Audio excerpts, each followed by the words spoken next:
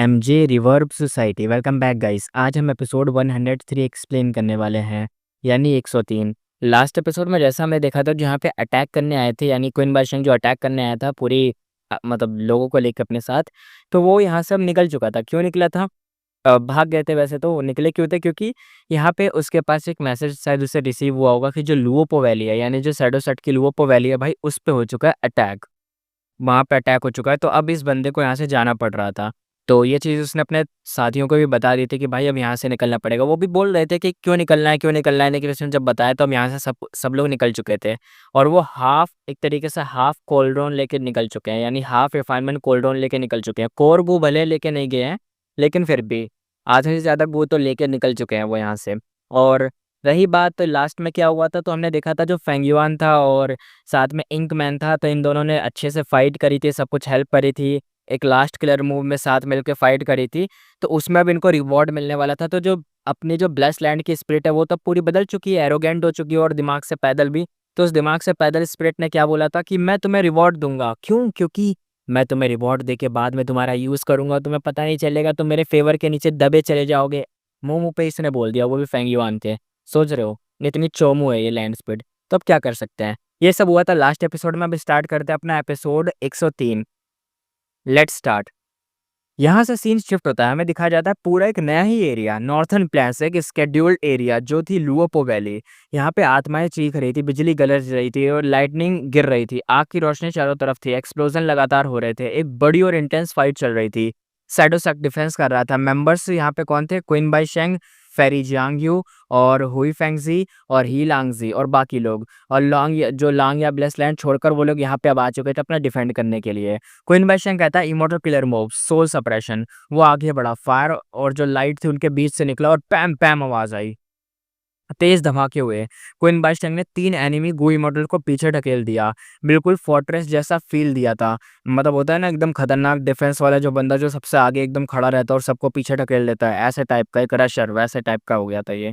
Chain जेनची married dragon duck वो कहता है मैं ग्रैंड चेन जेनजी हूँ, फिर भी 3 बार हार गया एक ही मूव में। अब बूफियान जो ब्लड एकदम मुंह से थूकते हुए कहता है ये ऑफेंसिव वेव का प्लान था ना, और इसने आसानी से तोड़ भी दिया।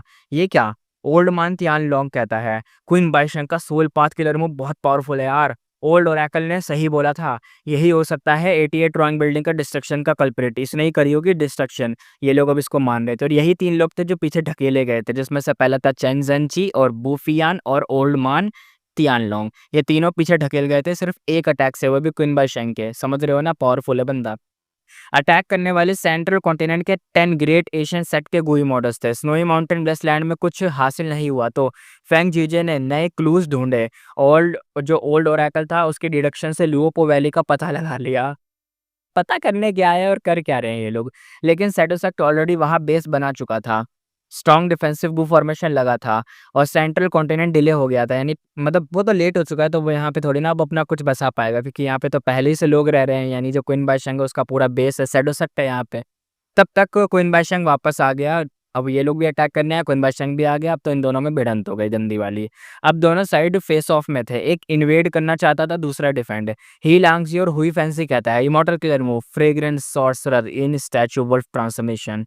और दूसरा कहता है wind path killer move, death wind flying blade. दोनों ने काउंटर अटैक करा और फेरी लिंगमिंग और फेरी योशी हार गई और पीछे हटना पड़ा उन्हें। और फेंग जीजे कहता है immortal killer move, green Z song. उसकी साउंड पार्ट अटैक ने ही लांगजी और हुई फेंगजी को हैवी डैमेज दिया।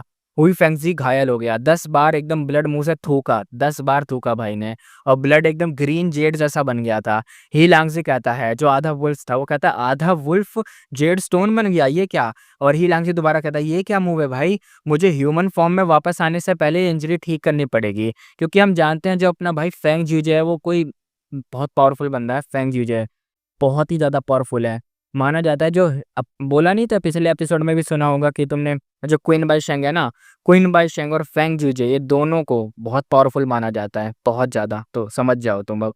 और जो फेंग जूजे का वो सॉन्ग वाला मूव है, जब वो गाना गाता है भाई साहब, वो गाना गाता है, मतलब जब वो गाना गाता है तो वहाँ पे रेले लग जाती हैं लोगों की, ऐसे की तैसी हो जाती है, और बंदे भाई जेड में बदल जाते हैं, यानी क्रिस्टल बन जाते हैं ग्रीन कलर के। तो खतरनाक सीन है। क्विन बाईशेंग गुस्से में कहता, फेंग जूजे कहता, क्विन बाईशेंग, मैंने तुझे अंडरएस्टिमेट किया, एक्टिंग में तू मुझसे आगे है, लेकिन हमारे विज़डम पाथ गु इमॉर्टल ने लाइफ स्पैन सैक्रिफाइस करके इस वैली का लोकेशन ढूँढ निकाला। क्विन बाईशेंग कहता है, तेरा डिडक्शन बेकार है, मैं 88 रॉन्ग बिल्डिंग के डिस्ट्रक्शन से नहीं जुड़ा, लेकिन अब तू मरने वाला है। क्विन बाईशेंग ने आँखों को बंद करा, सर झुकाया, दोनों हाथ जोड़े, लेफ्ट पाम को पकड़ा और फीस्ट बनाया और सर के ऊपर उठाया। सेंट्रल कॉन्टिनेंट के इमॉर्टल्स शॉक्ड हो गए, पीछे हट गए, बस पेंग जीजे वहीं खड़ा रहा क्योंकि भाई वो नहीं डरता किसी से। पेंग जीजे कहता है, ये मूव स्वॉर्ड इमॉर्टल बो क्विन का 5 फिंगर हार्ट स्वॉर्ड है ना? और ये वही मूव था, ये तुमने थंबनेल में भी देखा होगा, जब बंदा अपने चेस्ट के पास एक हाथ लाता है, दूसरा हाथ आसमान की तरफ करता है और तब वो जो फिंगर से जो लाइट निकलती है, इसका नाम है भाई, समझ रहे हो, 5 फिंगर फिस्ट हार्ट स्वॉर्ड। पहली फिंगर उठाएगा तो पहला अटैक, दूसरी उठाएगा तो दूसरा, तीसरी उठाएगा तो तीसरा, पाँचों उठा देगा तो लास्ट अटैक। समझ रहे हो, बहुत पावरफुल है। क्वीन बादशाह कहता है, सही सही कहा, मरने के लिए रेडी हो जा अब तू। फेंग जूजे एकदम से एक्साइटेड हो गया, वो कहता है, ग्रेट, बो क्विंग मेरे स्टेक का स्पिरिट एफिनिटी हाउस का सीनियर था, उसकी इनहेरिटेंस गायब हो गई थी, लेकिन ये मूव मुझे रिकॉर्ड से पता चल गया था और मेरे को पता है ये मूव उसका ही है, एक्सट्रीमली पावरफुल। उसने ये मूव बनाया था ताकि हेवन और अर्थ से लड़ सके, खुद की किस्मत खुद लिख सके। फेंग जीजे दोबारा कहता है, इस स्टैंस में सर झुकाकर डिफीट नहीं बल्कि पूरे फिजिकल और मेंटल स्टेल्थ का एक्सप्लोजन होता है। फीस्ट ऊपर, हार्ट में स्वॉर्ड पाथ का जुनून, यही तो है इस अटैक का असली मतलब नाम। सेंट्रल कॉन्टिनेंट का फियर कम हुआ। फेंग जीजे की ब्रेवरी देखकर सब एकदम से इंस्पायर्ड हो गए एक तरीके से, क्योंकि भाई जो फेंग जीजे था वो सबसे आगे खड़ा था और उसके ठीक सामने अपना वो क्वीन बाईशेंग था। तो अब जब सामने एक लीडर खड़ा है और उसके पीछे लोग जो डर रहे थे वो डरेंगे अब क्यों, क्योंकि जो लीडर है वही आगे खड़ा है एकदम, और एकदम भयंकर तरीके से उसके मूव को बता रहा है कि ये मेरे स्पिरिट एफिनिटी हाउस का मूव था जो तू यूज़ कर रहा है, और अच्छे से उसके बारे में डिटेल बताई। तो लोगों के अंदर भी आया कि भाई जब इसे इतना कुछ पता है तो डर नहीं रहा है, मतलब इसके पास लड़ने का तो है। क्वीन बादशाह कहता है, तुझे ज़्यादा नॉलेज है, इसका मतलब तू अपनी हार और मौत का एहसास कर चुका होगा। फेंग जीजे स्माइल करते हुए कहता है, मैंने एक साउंड पाथ किलर मूव बनाया है, हेवन एंड अर्थ सॉन्ग। ये मूव हेवन और अर्थ की ताकत से रेसिस्टेंस को क्रश करेगा। एक side heaven and earth unstoppable might, दूसरी साइड स्वॉर्ड पाथ का विल पावर जो हेवन के खिलाफ खुद फाइट करेगा। दोनों मूव एक दूसरे के अपोजिट आ चुके थे। अब बस पता करना है कि लास्ट में कौन जीतेगा, हेवन एंड अर्थ सॉन्ग जीतेगा या 5 फिंगर फीस्ट हार्ट स्वॉर्ड। पूरा बैटलफील्ड एक टेम्पो के एक सेकंड के लिए स्लो हो गया। सबकी नज़र थी फेंग जीजे और क्विन बाईशेंग पर। क्विन बाईशेंग ने आंखें बंद करके बोला, क्विन बाईशेंग। क्विन बाईशेंग कहता है, ओह, ये फाइट इंटरेस्टिंग होने वाली है, ले मेरा पहला फिंगर। अब यहाँ पे जैसे उसने बोला ना पहला फिंगर, यहीं पे सीन शिफ्ट हो गया। अब दिखाया जाता है हेवनली कोर्ट, स्काईलाइट जगमा रहा था एक तरीके, या ऐसा कह लो कि जो हेवनली कोर्ट की जो लाइट थी ना, एकदम हेवनली कोर्ट लाइट से चमक उठा। इंटरनल और इनडिस्ट्रिक्ट वो होता है ना जो डिस्ट्रक्शन, इनडिस्ट्रिक्ट वो होता है, क्या कहते हैं उसको, हिंदी में ही बोल देता हूँ क्योंकि ये वर्ड ही इतना खतरनाक है। मतलब जो चीज़ तबाह नहीं हो सकती, जो अनंत है और तबाह नहीं हो सकती, ऊपर हवा में एक जाइंट इमेज था जो रिफाइनमेंट पाथ गू फॉर्मेशन से बना था। अब वो ज़्यादा चमक नहीं रहा था, उसका पूरा जो रेडियंस था कंट्रोल में था, यानी अब अच्छे से एकदम हिसाब से ग्लो कर रहा था। हेवन ओवरसीइंग टावर लॉर्ड कहता है, गुड, फर्स्ट स्टेज खत्म हो गई है, सारा मटेरियल प्रोसेस हो चुका है, अब सेकंड स्टेज स्टार्ट करते हैं, हेवेंस विल को ड्रॉ करना। फेरी कांगशू ने धीरे से रिपीट किया, ड्रॉ इन हेवेंस विल, ये क्या? लियांग जूशेंग, बियान चैन तियान के चेहरे पर भी सीरियस एक्सप्रेशन थे। ये दोनों लोग अब देख रहे थे ऊपर और एकदम सीरियस थे कि भाई ये क्या कहना चाह रहा है। हेवन ओवरसीइंग टावर लॉर्ड ने एक्सप्लेन किया, हेवेंस विल का दूसरा नाम है will of heaven and earth. जैसे ह्यूमंस के पास विल होती है वैसे ही हेवन और अर्थ के पास भी होती है, लेकिन कंपेयर करो तो ह्यूमन तो बस छोटी सी चींटी जैसे हैं, या रैट के एक जो होता है ना, रैट कह दिया मैंने, जो होता है बहुत छोटा एकदम, ऐसा मान लो बहुत छोटा दाना, चावल के भी टुकड़े कर दो उतना छोटा दाना, एकदम छोटा कंकर रेत ऐसा टाइप का मान लो, उसका जिक्र भी नहीं होता, इतना छोटा है वो। हेवेंस विल सबसे इम्पोर्टेंट इमॉर्टल मटेरियल है फेट गू को रिस्टोर करने के लिए। अब जो प्रोसेस शुरू होगा वो लॉन्ग और सुपर टफ होगा, हमें इस रिफाइनमेंट पाथ गू फॉर्मेशन को मैनेज करना पड़ेगा और हेवेंस विल का रेसिस्टेंस को फेस करना पड़ेगा। हेवेंस विल बाउंडलेस है, अगर वो हमारे माइंड को अफेक्ट कर गया तो हम बहुत बुरी तरह से हर्ट हो सकते हैं या शायद मर भी सकते हैं। हेवनली कोर्ट ऑलरेडी कई रैंक 8 गो इमोर्टल्स को लूज़ कर चुका है इस प्रोसेस में। सो ज़्यादा प्रिपरेशन से काम फास्ट हो सकता है। अब लोग टर्न वाइज़ रेस्ट लेंगे और टर्न वाइज़ अपना काम करेंगे, रिकवर करेंगे। यानी जैसे होगा, अगर मान लो ये सारे लोग पता है रैंक 8 के हैं, सारे के सारे रैंक 8 वाले बंदे यहाँ पे काम कर रहे हैं हेवनली कोर्ट के अंदर, तो हल्के में मत लेना, बहुत खतरनाक चीज़ है हेवनली कोर्ट। तो यहाँ पे ना बारी-बारी जाएँगे, अपना काम करेंगे, पीछे आएँगे, रेस्ट लेंगे, फिर वापस जाएँगे, ऐसे चलेगा। यहीं पे था, तो जितने भी लोग लोग थे सब कहते हैं ऑलराइट ठीक है, रेडी हैं सब। सेंट्रल कॉन्टिनेंट हु इमॉर्टल बेस्टलैंड, एक ह्यूज लम्ब का पीस, लैम्प होता है ना, ऊँट मान लो, पता नहीं किसका हो या पसली, कुछ भी हो, मीट है बस खाने वाला, ठीक है? जो लिटरली एक कार्टल जितना बड़ा था, फेंगिवान के सामने पड़ा था, ब्लड ड्रिप कर रहा था। फेंगिवान ज़मीन पे बैठा था, उस मीट पे चंक फाड़ के मुँह में एकदम डाल लिया। उसका बेसन साइज़ मुँह काफ़ी देर तक च्यू करता रहा, फिर उसने उस मीट को निगल गया, और जब मीट को निगला, उसके शार्प टीथ के बीच से ब्लड एकदम बह रहा था, और लेकिन फेंग युआन का फेस बिल्कुल सैटिस्फाई और हैप्पी वाला था। ये लैम्ब कोई नॉर्मल मीट नहीं था, ये था जायंट हॉर्न्ड शीप का मीट। पहले नॉर्थर्न प्लेन्स में फेंग युआन ने एक live stunt path desolate beast giant horned sheep पकड़ा था। अब वो ईट स्ट्रेंथ इमोर्टल का यूज़ करके उसका मीट खा रहा था, यानी एकदम पचा रहा था, ताकि अपनी बॉडी पे स्ट्रेंथ पाथ के दाव मार्क्स बढ़ा सके।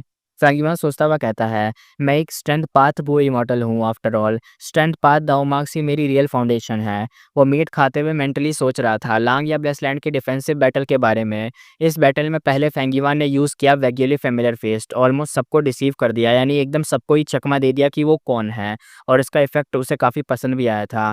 फिर उसने बैटल में यूज़ किया star path killer mode, star cloud grindstone, star snake rope, 6 illusion star bodies और पोजीशन स्टार स्वैप। बैटल में एक्चुअल एक्सपीरियंस प्रैक्टिस से काफ़ी डिफरेंट होता है। यानी तुम जो एक्सपीरियंस करते हो ना बैटल वाला, फाइट करोगे असली बैटल में, तो वो एक्सपीरियंस काफ़ी डिफरेंट होगा। इस बैटल में फेंग युआन को इन चारों मूव के बारे में काफ़ी डीपर समझ आया था। ऊपर-ऊपर से तो हमें पता ही है मूव कैसे होते हैं, कैसे काम करते हैं, लेकिन जब हम खुद यूज़ करते हैं, तब हमें ज़्यादा अंडरस्टैंडिंग मिलती है। ऑब्वियसली स्टार लॉर्ड वांगशियांग की इनहेरिटेंस में सिर्फ ये 4 मूव नहीं थे, लेकिन अभी फेंग युआन सिर्फ इन्हीं 4 को यूज़ कर सकता था, क्योंकि अभी उसके पास ना सिर्फ 3 ही है ना स्टार पाथ के इमॉर्टल वो हैं, जो बताया था उसने, स्टार मार्क, स्टारलाइट और स्टार शूट। ये 3 ही इमॉर्टल वो हैं, जो वो बार-बार रोटेट करके यूज़ करता है। इन्हीं चारों मूव, मतलब जो 4 मूव है ना, इनको ही आपस में ऐसे-ऐसे कभी किसी को का यूज़ करके कोर बना के यूज़ करता है, कभी किसी को, ऐसे यूज़ कर पा रहा था। एक्चुअली स्टार लॉर्ड वांगशांग के पास 4 इमॉर्टल वो थे, पर एक बैटल में डिस्ट्रॉय हो गया, इसलिए सिर्फ 3 ही फेंग युआन के हाथ लगे थे। फेंग युआन सोचता हुआ कहता है, मैं सोच रहा था कि लाइट ऑफ विज़डम के कुछ strength path killer move deduce करूं अपने वीक पॉइंट को कवर करने के लिए, बट ये स्टार पाथ मूव भी काफ़ी यूज़फुल हैं। अभी के लिए इन्हीं से काम चल जाएगा, टाइम एनर्जी वेस्ट नहीं करूंगा अभी उधर जाके। इस लांग या बैटल के बाद फेंग युआन को अपनी रियल बैटल स्ट्रेंथ का क्लियर आइडिया मिल चुका था, क्योंकि बहुत तगड़ी बैटल हुई थी। फेंग युआन सोचता हुआ कहता है, स्टार पाथ किलर मूव के बेसिस पर मेरी स्ट्रेंथ अब सॉलिडली कितना रैंक 6 के टॉप पर तो होगी ही। अगर सिर्फ ऑफेंस देखे तो मेरिट सेल्फ के साथ मेरी पावर रैंक 7 को भी टच करती है, लेकिन अभी भी रैंक 7 के, मतलब जो खतरनाक जो रैंक 7 वाले गू इमॉर्टल होते हैं खुद वाले, वो उनसे लड़ने में ना मैं अभी काफ़ी दूर हूँ, क्योंकि भाई जो रैंक 7 के जो टॉप पर बैठे हैं, जैसे पीक स्टेज के या अपर स्टेज के, तो वो यार बहुत ज़्यादा पावरफुल होते हैं ना, इसलिए उनसे काफ़ी दूर हूँ। उसको सिर्फ थोड़ा-सा, मतलब ऐसा लग रहा है कि धक्का दे सकता हूँ, ज़्यादा कुछ नहीं। पीछे हटा सकता हूँ, भाग सकता हूँ, हैंडल कर सकता हूँ बस, और ज़्यादा कुछ नहीं। बाकी मैच नहीं कर सकता। और क्विन बाई शेंग, उसके सामने तो मेरे पास ज़ीरो चांस है। वो क्वासी रैंक 8 है, एक्सपर्ट है, जैसे फेंग जीजे है। भाई साहब क्वासी रैंक 8, यानी ऐसा मान लो हाफ रैंक 8 का बंदा। इस बैटल ने फेंग युआन को क्विन बाई शेंग की रियल पावर दिखा दी थी। इसलिए पूरे बैटल में फेंग युआन ने कभी भी अपना फुल स्ट्रेंथ यूज़ ही नहीं करा। बस फ्लो के साथ चलता गया। सिर्फ लास्ट मोमेंट में उसने यूज़ करा था अपना मेरिट सेल्फ जायंट हैंड, जब लास्ट में यूज़ करा था बस उसी टाइम पे। इस तरह के सीन में ज़्यादा शो ऑफ करना सुसाइड था। पूरे टाइम फेंग युआन थोड़ा-सा फ़ोकस था फिक्स इमोर्टल लेवल पे, वो उसने रखा हुआ था। कुछ भी गड़बड़ होती तो भाई तुरंत ही वहाँ से 2 सेकंड में, 2 सेकंड नहीं 3 सेकंड में एकदम गायब हो जाता। फेंग युआन सोचता हुआ कहता है, कौन है क्विन बाई शेंग? इसकी रियल पावर तो इनसेन है यार। और ये हाई चैंग, जियांग यू, हुई फेंगजी और ये सब उसके साथ क्या कर रहे थे यार? क्विन बाई शेंग तो इनका लीडर लग रहा था, वो सबको लीड कर रहा था, और जब हाई चैंग उसकी टीम में है, तो हाई लाओलान का रिवेंज मिशन तो भाई टोटली होपलेस हो गया है। क्योंकि क्वीन बाई शेंग से कैसे लड़ोगे यार? अब जब सोचता हूँ तो लांग या ब्लेसलैंड के हिडन सीक्रेट काफ़ी डीप लगते हैं। सरफेस पे जितना लगता है उससे ज़्यादा कुछ बहुत ही ज़्यादा कुछ चल रहा है अंदर। फेंगिवान के पास्ट लाइफ की मेमोरीज़ में लांग या ब्लेस लैंड पे 7 वेव्स के अटैक हुए थे, यानी 7 बार अटैक हुए थे। लेकिन अभी सिर्फ़ चौथी वेव थी और चौथी वेव में ऐसी की तैसी हो गई और चौथी वेव को ही सही से नहीं मतलब लड़ पाए हम। क्या हिस्ट्री सच में चेंज हो गई है? क्या फेंगिवान के एक्शन से टाइमलाइन मतलब वो थोड़ी बहुत अल्टर कर दी गई है? उसके सामने एक थिक फॉग जैसी मिस्ट्री खड़ी हो गई थी। फेंगिवान सोचता है, अगर मेरी कंडीशन परफेक्ट भी होती, तब भी क्वीन बाशिंग के अगेंस्ट स्पेशली उसका किलर मूव सोल सप्रेशन, मैं कुछ भी नहीं कर पाता। बिल्कुल हेल्पलेस फ़ील करता, zero power to fight back. मतलब कुछ भी नहीं कर पाता फेंगिवान उसके सामने कुछ भी नहीं। उसने अपने हाथ की तरफ देखा, ब्लड से भरा हुआ था। कंपेयर करें तो फेंगिवान उस जायंट हॉर्न्ड शीप जैसा लग रहा था क्वीन बाशिंग के सामने, जो सिर्फ़ अब मतलब एक होता है ना बलि चढ़ने वाला बंदा हो, बस ऐसे टाइप का। कुछ नहीं है फेंगिवान क्वीन बाशिंग के सामने, उसे ऐसा फ़ील हो रहा था। अब देखते हैं, हेवन और अर्थ दोनों एक तरीके से वास्ट हैं। नेचर का कोई एंड नहीं, जितना ज़्यादा जानते हो उतना ज़्यादा रियलाइज़ होता है कि तुम कितने इग्नोरेंट हो, यानी तुम कुछ भी नहीं हो, कुछ भी नहीं। जितना स्ट्रॉन्ग बनो उतना ज़्यादा फ़ील होता है कि तुम अभी भी बहुत वीक हो। लेजेंड्स ऑफ रेंज़ो में एक सीन आता है, बाउंडलेस फॉरेस्ट समसारा अपने फादर रेंज़ो के सेपरेटेड थी, यानी मतलब अलग हो गई थी। वो बस एक ऑर्डिनरी अब्देस में रह रही थी। वो सैड थी, फिर जो फ्रूट्स थे खाने में भी खुशी फ़ील नहीं होती थी उसको। रोज़ रोती थी और रोज़ अपनी आँखें से मतलब वो जो होती है ना आँखों से आँसू बहते रहते हैं, वैसे ही बहाती रहती थी और तब तक बहाती रहती थी जब तक एकदम थक नहीं जाती। एक दिन ड्रीम में उसने सुना कि एक सॉफ्ट वॉइस और उसने फ़ील किया कि जैसे कोई आंट जैसा छोटा क्रीचर उसकी बॉडी पे चढ़ रहा है। वो तुरंत ही जाग गई, बैठी और देखा कि एक मिनी मैन उसकी बॉडी पे चढ़ रहा था। उस उसके मूव करते ही मिनी मैन वहीं से गिर भी गया। बाउंडलेस फॉरेस्ट समसारा कहती है, "कौन हो तुम? इतना छोटा इंसान भी एग्ज़िस्ट करता है क्या? तुम तो मेरी फिंगर से भी छोटे लग रहे हो।" उसने क्यूरियोसिटी से देखा और रोते-रोते थोड़ा बहुत वो बोल रही थी लेकिन अब रोना भी भूल गई। मिनी मैन ने जब उस जायंट को देखा तो शॉक्ड हो गया, फिर शॉक के बाद लाउडली रो पड़ा, वो भी रोने लग गया। बाउंडलेस फॉरेस्ट समसारा कहती, "हे। मैं नहीं रो रही, तुम क्यों रो रहे हो अब?" मिनी मैन रोते हुए कहता है, "मैं अपने ट्राइब का टॉलेस्ट हूँ और इसलिए हमेशा प्राउड फ़ील करता था। आज मैं एक माउंटेन क्लाइंब करने गया था, पर पता चला वो माउंटेन तुम ही हो। तुम जैसे जायंट भी होते हैं क्या वर्ल्ड में? पहली बार देखा तो शॉक में रो पड़ा। ऑलमोस्ट हर इंसान जो ग्रो करता है एक टाइम पर ऐसा फ़ील करता ही है। जितना ज़्यादा देखते हो उतना ज़्यादा रियलाइज़ होता है कि तुम कितने वीक हो। कभी वास्ट वर्ल्ड देखकर मतलब देखना, कभी अपने गोल को दूर देखकर होपलेस फ़ील करना, ये सब। जर्नी तो एक तरीके से एंडलेस लगती है। तभी तो मिनी मैन का रोना समझ आता है कि वो रोया क्यों? क्योंकि उसे लगा कि माउंटेन क्लाइंब करेगा, सबसे बड़ा है वो। मतलब अचीवमेंट, गोल ये सब होता है ना, लेकिन जब जर्नी दूर होती है, एंडलेस होती है, क्या पता कितने माउंटेन क्लेम करे मतलब चढ़ना उन पे, है ना? तो बहुत चीज़ें हैं अभी। तो उसे ऐसे ही कहना चाह रहा है वो। फ्रैंक सोचता हुआ कहता है, "मेरी प्रीवियस लाइफ़ में भी मैं कन्फ्यूज़ था और रो चुका था। माउंटेन के ऊपर भी माउंटेन्स होते हैं, एक्सपर्ट के ऊपर भी एक्सपर्ट होते हैं। इंटरनल लाइफ़ तो भाई सुपर फार है, यानी बहुत दूर है। मेरी छोटी-सी एक्ज़िस्टेंस कैसे उस तक पहुँच पाएगी?" उसने अपनी बॉडी को थोड़ा मतलब थोड़ा शांत करा, अच्छे से सोचा, फिर एकदम से स्माइल आई। शार्प फैंग्स एकदम शाइन करने लगे। फेंग युआन कहता है, "स्टिल टू वीक। चाहे मेरी लास्ट लाइफ हो या अभी की लाइफ, मैं हमेशा उस मिनी मैन की तरह हूँ, जो माउंटेन क्लाइंब करना चाहता है।"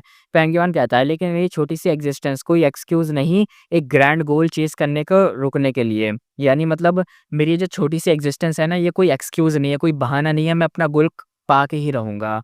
फेंग युआन कहता है, "सिर्फ लूज़र्स या ये जो भागने वाले कावर्ड्स होते हैं ना, भगोड़े, एक्सक्यूज़ेज़ ढूँढते हैं, वही पीछे हटते हैं सब बोल के।" फेंग युआन कहता है, चाहे रोना पड़े या कुछ भी करना पड़े, मैं माउंटेन क्लाइंब करता रहूँगा जब तक मैं सबसे टॉप वाले पे ना पहुँच जाऊँ। That's a real fun of life. समझ रहे हो? अपना गोल करने मतलब जो तुम्हारा गोल है उस तक पहुँचने के लिए तुम बस चढ़ते रहो, कभी ना कभी तो पहुँच ही जाओगे। ये सोच के फेंगिवान ने एक और मीट का ब्लडी चंक फाड़ लिया और मस्त खाना शुरू कर दिया। उसके शार्प टीथ ने रूथलेसली च्यू करा और ब्लड बार-बार एकदम ड्रिप होने लगा, गिरने लग गया। अब सीन देखते हैं, आधे महीने बाद का सीन दिखाया जाता है। फेंगिवान के डेड इमॉर्टल प्रेमेसी में 2 विल्स एक दूसरे से बड़ी फियर्स फाइट में लगी हुई थी। एक विल बिल्कुल स्टारलाइट की तरह थी, चमक रही थी, दूसरी विल बिल्कुल इल्यूज़नरी थी, कभी आगे बढ़ती, कभी एकदम पीछे हट जाती। ये दोनों थे स्टार विल और एक फेक विल था। दोनों विल्स लगभग 7 मिनट से कंटिन्यूअसली लड़ रहे थे। अब स्टार विल धीरे-धीरे फेक विल के पेस में मैच नहीं कर पा रही थी और हारने के साइन दिख रहे थे। लेकिन जैसे ही फेंगिवान ने अपना ध्यान शिफ्ट किया, एक नई व्हील स्काई से उतर के बैटल में रिइंफोर्समेंट बन के आ गई और सीन बिल्कुल चेंज हो गया। फाइनली फेक व्हील ब्रूटल तरीके से हरा दिया गया और उसके कुछ फ्रेगमेंट बचे थे। फेक व्हील कहती है फेंगी, फेंग, फ फ फेंगिवान, तू बहुत बड़ी गंदी मौत मरेगा। फेक व्हील इतनी वीक हो चुकी थी कि वो फॉर्म भी नहीं ले पा रही थी या ना लूप नहीं ले पा रही थी और अपनी पूरी स्ट्रेंथ जोड़ के बस यही बोल पा रही थी। लेकिन इतनी कमज़ोर मतलब होने के बाद भी उसकी कोई वैल्यू नहीं रह गई थी। स्टार व्हील जीत चुकी थी। उसने अपना फॉर्म फेंगयुआन के जैसा बनाया।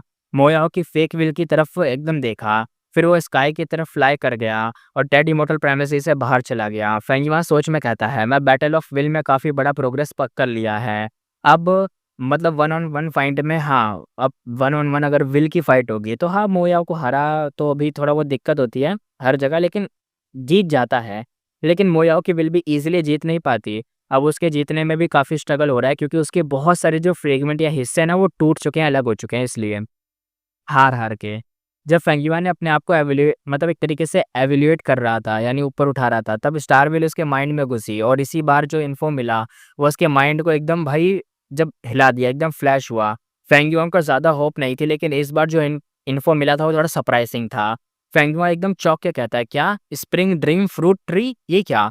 मोयाओ जब अपने वर्ल्ड में ट्रैवल पे थी, तब एक बार उसने एक्सीडेंटली एक spring dream fruit tree spot किया था। एक छोटी-सी अननोन विलेज के पास। उस टाइम पे ड्रीम पाथ एक नई कॉन्सेप्ट थी और ड्रीम रियलम का कोई एक्सटर्नल साइन भी नहीं था।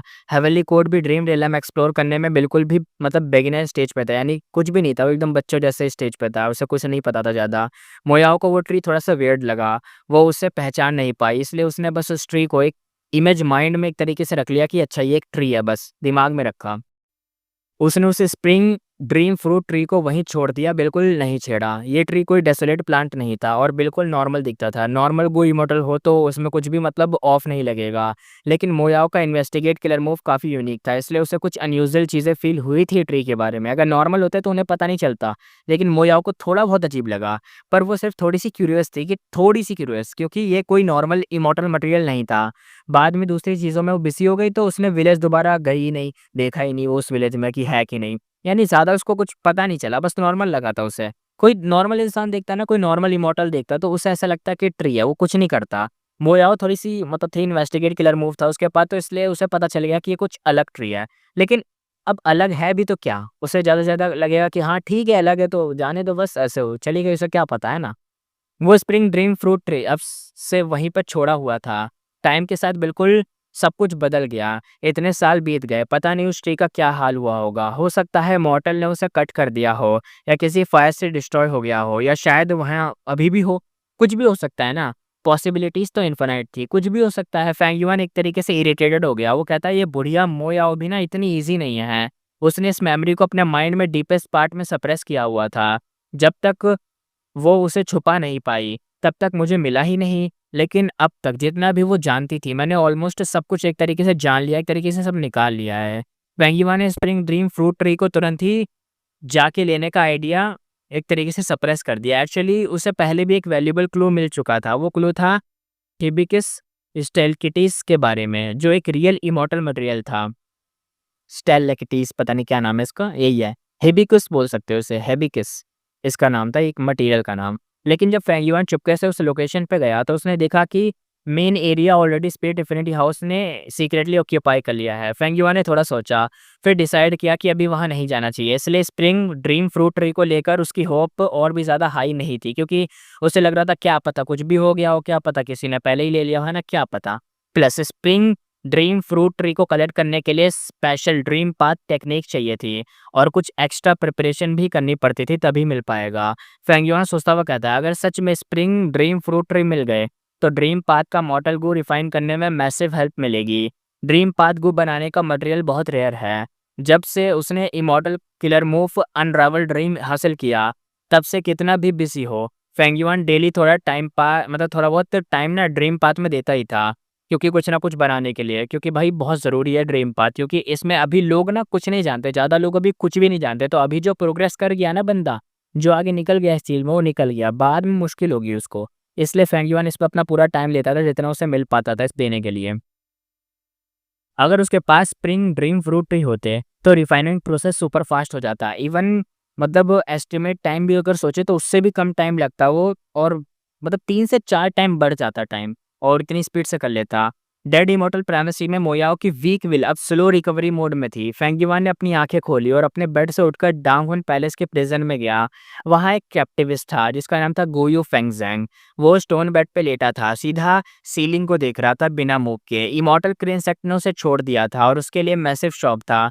पहले तो उसने एक तरीके से चिल्लाना स्टार्ट करा, रोना स्टार्ट करा, लेकिन जब फैंगज़ेन टोटली ज़ॉम्बी स्टेट में अब यहाँ पे दिख रहा था। पहले तो चिल्ला रहा था लेकिन अभी ऐसा दिख रहा है, क्योंकि पहले वो इसलिए चिल्ला रहा था क्योंकि उसे विश्वास ही नहीं था, उसे ऐसा लग रहा था फेंगी मैंने झूठ बोला है, ये करा है, वो करा है। लेकिन अब धीरे-धीरे उसे कुछ ना कुछ तो रियलाइज़ हुआ है, तभी तो वो एकदम ज़ॉम्बी स्टेट में लेटा हुआ है कि कुछ पता ही नहीं है, पता ही नहीं दुनियादारी क्या है ना, होता है वैसे टाइप का। पेंगुइन ने बोलना स्टार्ट करा, चाहे उसकी वॉइस स्मोकिंग हो या इमॉर्टल क्रेन सेटियस लॉर्ड स्काई क्रेन को कर्स कर रहा हो। फेंग ज़ेंग बिल्कुल भी रिएक्ट नहीं कर रहा था, वो जो भी फेंग युआन बोल रहा है उसको सुन ही नहीं रहा है, ऐसा एकदम अनदेखा कर रहा है। फेंग युआन को कोई फ़र्क नहीं पड़ा उससे, उसने थोड़ी देर तक बोलते रहा फिर वहाँ से चला गया। अपने छोटे भाई को री-एजुकेट करना टाइम लगा, मतलब टाइम लेगा लेकिन वो कर रहा था। एक स्टेप में काम नहीं बनेगा, वो रोज़ आके ये बताता था कुछ ना कुछ फेंग सेंग को। फेंग युआन ऑलरेडी एक्सपेक्ट कर रहा था कि उसके पास पेशेंस की कमी नहीं है। हर थोड़े टाइम में वो खुद विज़िट करता फेंग ज़ेंग को। डांगहुन पैलेस में वो ईज़िली फेंग ज़ेंग के हर एक मूव को दूर से मॉनिटर कर सकता था। फेंग युआन का पर्सनली आना सिर्फ़ इसलिए होता था ताकि फेंग ज़ेंग को ये फ़ील हो कि वो यहाँ पे आया है। फेंग युआन वहाँ से निकला और एक प्रिज़न में गया। इस पॉइंट तक फेंग युआन के प्रिज़न में काफ़ी लोग बंद हो चुके थे। मोयाओ की फेक विल और गुयू फेंगज़ेंग के अलावा वहाँ थे डोंगफेंग चांगफेंग की जो सोल थी वो भी थी, रैंक 7 फेदरमैन गु इमॉर्टल ज़ेंग लिंग की सोल भी थी, और फाइनली शू ज़ोंगज़ी की सोल जो उसने लांग या ब्लसलैंड के बैटल में कैप्चर की थी, वो भी थी। डोंगफेंग चांगफेंग की सोल को फेंग युआन ऑलरेडी 100% सर्च कर चुका था। अब उसकी ओनली वैल्यू थी बस वो सोल की, बाकी उसके मेमोरीज़ की कोई वैल्यू नहीं थी क्योंकि सब कुछ पता चल चुका था। और ज़ेंग लियांग और शू ज़ोंगज़ी की सोल भी काफ़ी यूज़फुल थी। यहाँ पे लांग या ब्लेसलैंड से लौटने के बाद फेंग युआन ने थोड़ा सोल को सर्च करना स्टार्ट करा। काफ़ी अच्छा टाइम मतलब बिताया इसमें करने में, और अच्छा फ़ायदा भी मिला। बहुत सारे इमॉर्टल गू रेसिपीज़ मिले, मॉर्टल किलर मूव मिले, कुछ इमॉर्टल किलर मूव भी मिले, और कुछ इमॉर्टल गू रेसिपीज़ मिली, और सीक्रेट नॉलेज मिली, ट्रेज़र ट्रोव्स मिले, और इनहेरिटेंस के कुछ क्लूज़ मिले। लेकिन दिक्कत ये थी कि ज़ेंगलिंग वाइंड पाथ गू इमॉर्टल था और शू ज़ोंगज़ी स्नो पाथ का। और ये चीज़ें फेंग युआन के स्ट्रेंथ पाथ से या स्टार पाथ से मैच ही नहीं करती, तो हैं, किसी काम की नहीं थी। जब तक फेंग युआन के पास वाइंड या स्नो पाथ इमॉर्टल को नहीं होता, ये सिर्फ़ उसका एक मतलब नॉर्मल नॉर्मल बेस बन के रहेगा। कुछ स्ट्रॉन्ग बनाने के लिए उसे कुछ ना कुछ इमॉर्टल वाला चाहिए होगा इसलिए।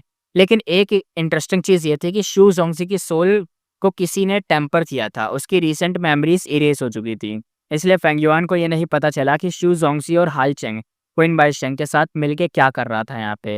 ये सोल पार्ट टेक्नीक काफ़ी हाई लेवल की थी। फेंग युआन भी उसे समझ नहीं पाया। नेचुरली ज़ेंगलिंग और शू ज़ोंगज़ी की सोल अभी तक फुली सर्च नहीं हुई थी। फ्यूचर में और क्या मिलेगा वो भी अभी अननोन था। और लांग या लैंड स्पीड का रिवॉर्ड वो तो लिटरली सुपर मतलब होने वाला, यानी कुछ बेहतरीन ही मिलने वाला था। अब देखते हैं, फेंग युआन को सिर्फ़ पहले से एक जो प्रॉमिस किया गया था, जो लैंड स्पीड तो उसने प्रॉमिस करा था ना कि वो एक रैंक 6 ऑल आउट एफर्ट गो ही देगा, मतलब देगा, ये बोला गया था। लेकिन ऑल आउट एफर्ट गो ही नहीं बल्कि उसकी सॉलिड डिमांड पे लांग या ब्लेस लैंड स्पीड को और अल्ट्रा वैल्यूएबल चीज़ भी मिलेंगी, मतलब देगा वो वहाँ से। ब्लेस लैंड उसको रिलोकेट करने का पूरा मेथड भी शायद दे। ये सिर्फ़ 2 रिवॉर्ड थे लेकिन फेंग युआन के लिए इसकी वैल्यू मैसिव थी, यानी यही 2 मिलने वाले थे या शायद मिल चुके थे। ऑल आउट एफर्ट गू इमॉर्टल गू रेसिपी कितना इंपॉर्टेंट है हम जानते हैं, उसके बारे में तो अलग से बोलने की ज़रूरत नहीं। बट जो असली धमाका था, वो था ब्लेस लैंड को रिलोकेशन करना, यानी रिलोकेशन का मेथड। चाहे वो हुई इमॉर्टल ब्लेस लैंड हो या स्टार फ्रॉम ब्लेस लैंड, दोनों को जल्दी से शिफ्ट करना बहुत ज़रूरी बन चुका था। लेकिन प्रॉब्लम ये थी कि इस मेथड का कॉस्ट इंसेन लेवल का था। इसका यूज़ करने से ब्लेस लैंड को काफ़ी हैवी डैमेज होता, और सबसे बड़ा ट्विस्ट, इस प्रोसेस के लिए एक साथ 12 इमॉर्टल गू चाहिए होते हैं। लांग या लैंड स्पीड ऑलरेडी अपनी लांग या ब्लेस लैंड को शिफ्ट करने के लिए रेडी था, और शिफ्ट होने के बाद वो 12 इमॉर्टल को फेंग युआन को लोन पे देगा ताकि फेंग युआन भी अपने ब्लेस लैंड को शिफ्ट कर सके। लॉकी लेकिन यहाँ पे तो एक चीज़ ऑब्वियस है, ये इमॉर्टल को लोन लेना चीप नहीं होगा, यानी लोन भी देगा तो मतलब कुछ ना कुछ प्राइस तो पे करना पड़ेगा, हैवी प्राइस देना पड़ेगा। भले उसने मदद की हो लेकिन फिर भी। फेंग युआन चाहे मदद भी कर चुका हो लेकिन फिर भी यार 12 इमॉर्टल गो की वैल्यू बहुत ज़्यादा होती है। जो उसने मदद की है उसके सामने 12 इमॉर्टल गो तो क्या बोले, 12 इमॉर्टल गो ज़्यादा हैं भाई, उसकी कीमत ज़्यादा है। अब यहाँ से सीन शिफ्ट होता है, हमें दिखाया जाता है कि जो फेंग युआन है ना वो ईस्टर्न सी जा रहा था। अब 2 महीने बाद ईस्टर्न सी का सीन दिखाया जाता है। फेंग युआन और ताई बानशिंग एक क्लाउड पे खड़े वेट कर रहे थे शार्क डीमन और उसके लोगों का। सीन था सनसेट का ब्यूटीफुल मोमेंट और पूरा स्काई सी से एकदम रेड ग्लो कर रहा था। ताई बानशिंग डीपली कहता है, जब भी ऐसा सीन देखता हूँ लगता है हम इंसान कितने छोटे हैं। रैंक 9 को वल्नरेबली शायद हेवन और अर्थ से टक्कर ले सकते हैं, हम नहीं। फेंग युआन हंसते हुए कहता है, ब्रदर ताई अपने आप को कम मत समझो। रेंज़ो याद है जब आपने जब छोटा फ़ील करा ना, और ज़्यादा स्ट्रॉन्ग बनने का ट्राई करना चाहिए। वो उसमें लिखा हुआ है, याद नहीं करा क्या वो जो मिनी मैन था, जब उसने जितना ज़्यादा अपने आप को छोटा महसूस करा कि अभी तो मैं कितना छोटा हूँ, उस माउंटेन को चढ़ना चाहता था जो कि फॉरेस्ट समसारा थी, उस पे चढ़ना चाहता था लेकिन पता चला कि वो कोई और है, उससे भी बड़ा कोई है, लेकिन उसने हार नहीं मानी, तो वही।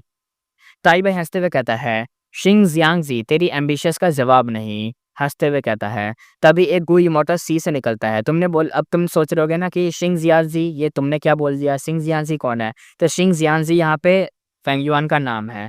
फेंग युआन चिल्लाते हुए कहता है, कौन है तू?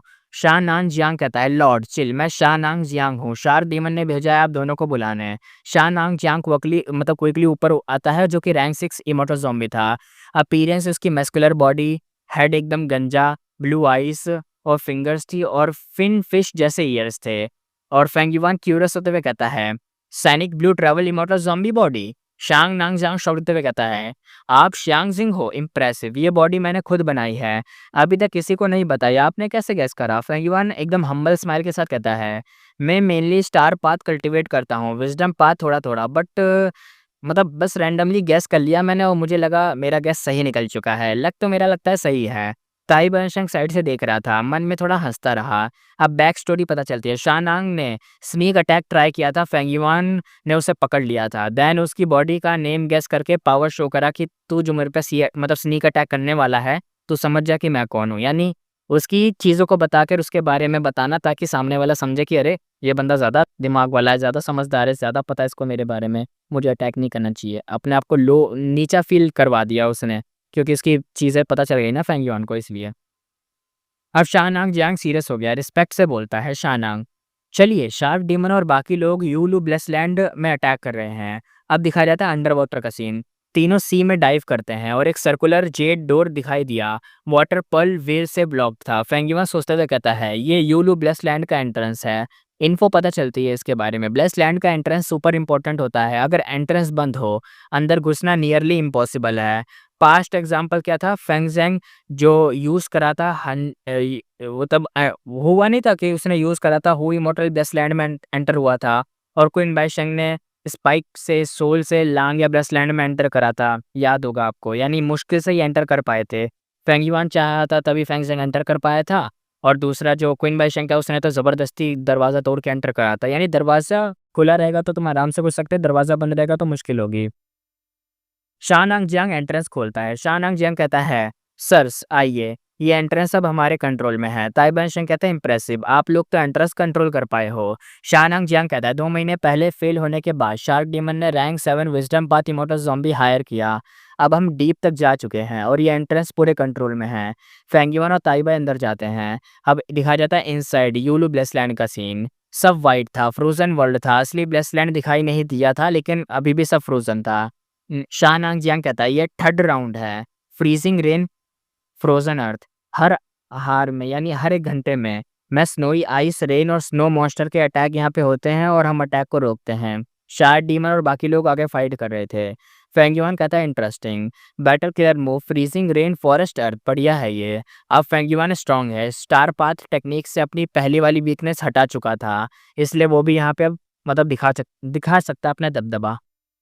फेंग युआन का कोई मेजर वीकनेस नहीं था। चाहे अटैक हो या डिफेंस, मूवमेंट, हीलिंग या इन्वेस्टिगेशन, सब में अब सॉलिड हो चुका था। शानांग जियांग को उसने एक star path investigation killer move से पकड़ लिया था।